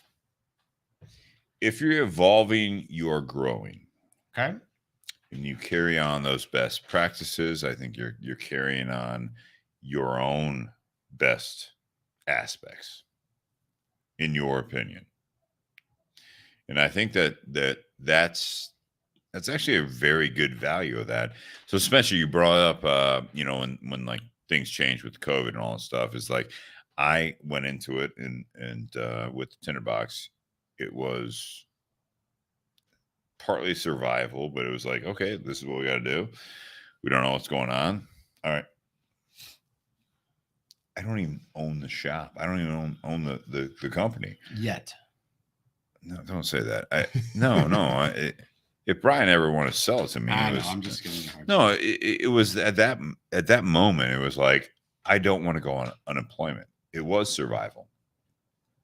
We built something at that moment that he built something, Brian did, that I didn't want to unknowingly struggle for survival. So I had this and I was like, all right. So my ex at this point, like, so my ex at that moment was on leave because of what was going on. I'm like, I still have a job and I'm still getting paid. Let's do this. So I adapted. I did live streams. I did all this shit and I just made this shit up. Made it happen. Made it happen and also made it up. Yeah. Sorry. Yeah. Like, so most people it didn't happen. No. Like in our industry, no one did that shit. And I heard that over and over again. It's like, well, and we came out of it when things truly normalized again, is that people started wanting to buy from people that like they connected with. People buy from people they like. People enjoy spending time with people they like. It's more simple than people make it out to be. When you realize the people or the businesses that you buy from, the people that you want to spend time with, why do you want to spend time with them? Why do you want to buy from those businesses? Because they have adapted to you. They you like them, right? So why would you not reciprocate that? You want to be so stubborn and just be consistent with who you think you should be. And when people don't respond, you're like, well, fuck them. Fuck them. I don't need them in my life. It's like, you kind of might. You might. You really had a good thing going, but then you were so close-minded and so selfish that you were so consistent on your lifestyle or your beliefs or your career, what you want to put in that job. How dare that boss tell me that they wanted this? So here's the thing. Okay. They sign your paycheck. As soon as you want to like build your own business, sometimes there are those turning points that people realize that you're not surrounded by good people. That's a good point to change. I think a lot of people realize sometimes that they are not in the best situation, and they drag it out. So I would say to the topic tonight that change or consistency is that, again, I've alluded to it. You guys talked about it. Is that it's adapting, it's growing. It's not just you. I would love to introduce you guys to this topic of, or the conversation, or the mindset of what makes you feel good from other people, and take that old golden rule in, is that you only get what you give. You expect things from other people, but do you think you're pulling your weight when they expect that from you? And I think that's really it's a way to live your life. That's a way to do your job. That's a way to wake up. And it's like, if you're in the dating world and you're like, I just want this guy, I want this girl to do this certain thing. It's like, are you doing that? Do you think if they have the same values as you, are you fulfilling their values? An employer that wants to hire you, and you're like, I just want them to be aggressive. I want them to be respectful. Aaron was saying earlier, is like, it's all about like core values of being good people. Do you feel the same way? Are you just working for a paycheck, or are you working for someone that has good values? These are very important things, that this is how you live your everyday life. And I think that whole consistency versus change, you have to change when things aren't going in sync with what you are putting out there that you value. And I think consistency is building off of your core values and what's important to you, that you hold true, non-negotiables. If you can't figure those things out, then you have to actually reassess all those things. And I think that you can. I think we all can. A lot of nods at the table here. I concur. Nate, do you concur? Sure. I should have concurred. I concur. No, that was your closing remarks. We don't want to one up you. Cheers, guys. Happy Whiskey Wednesday. We are off next week.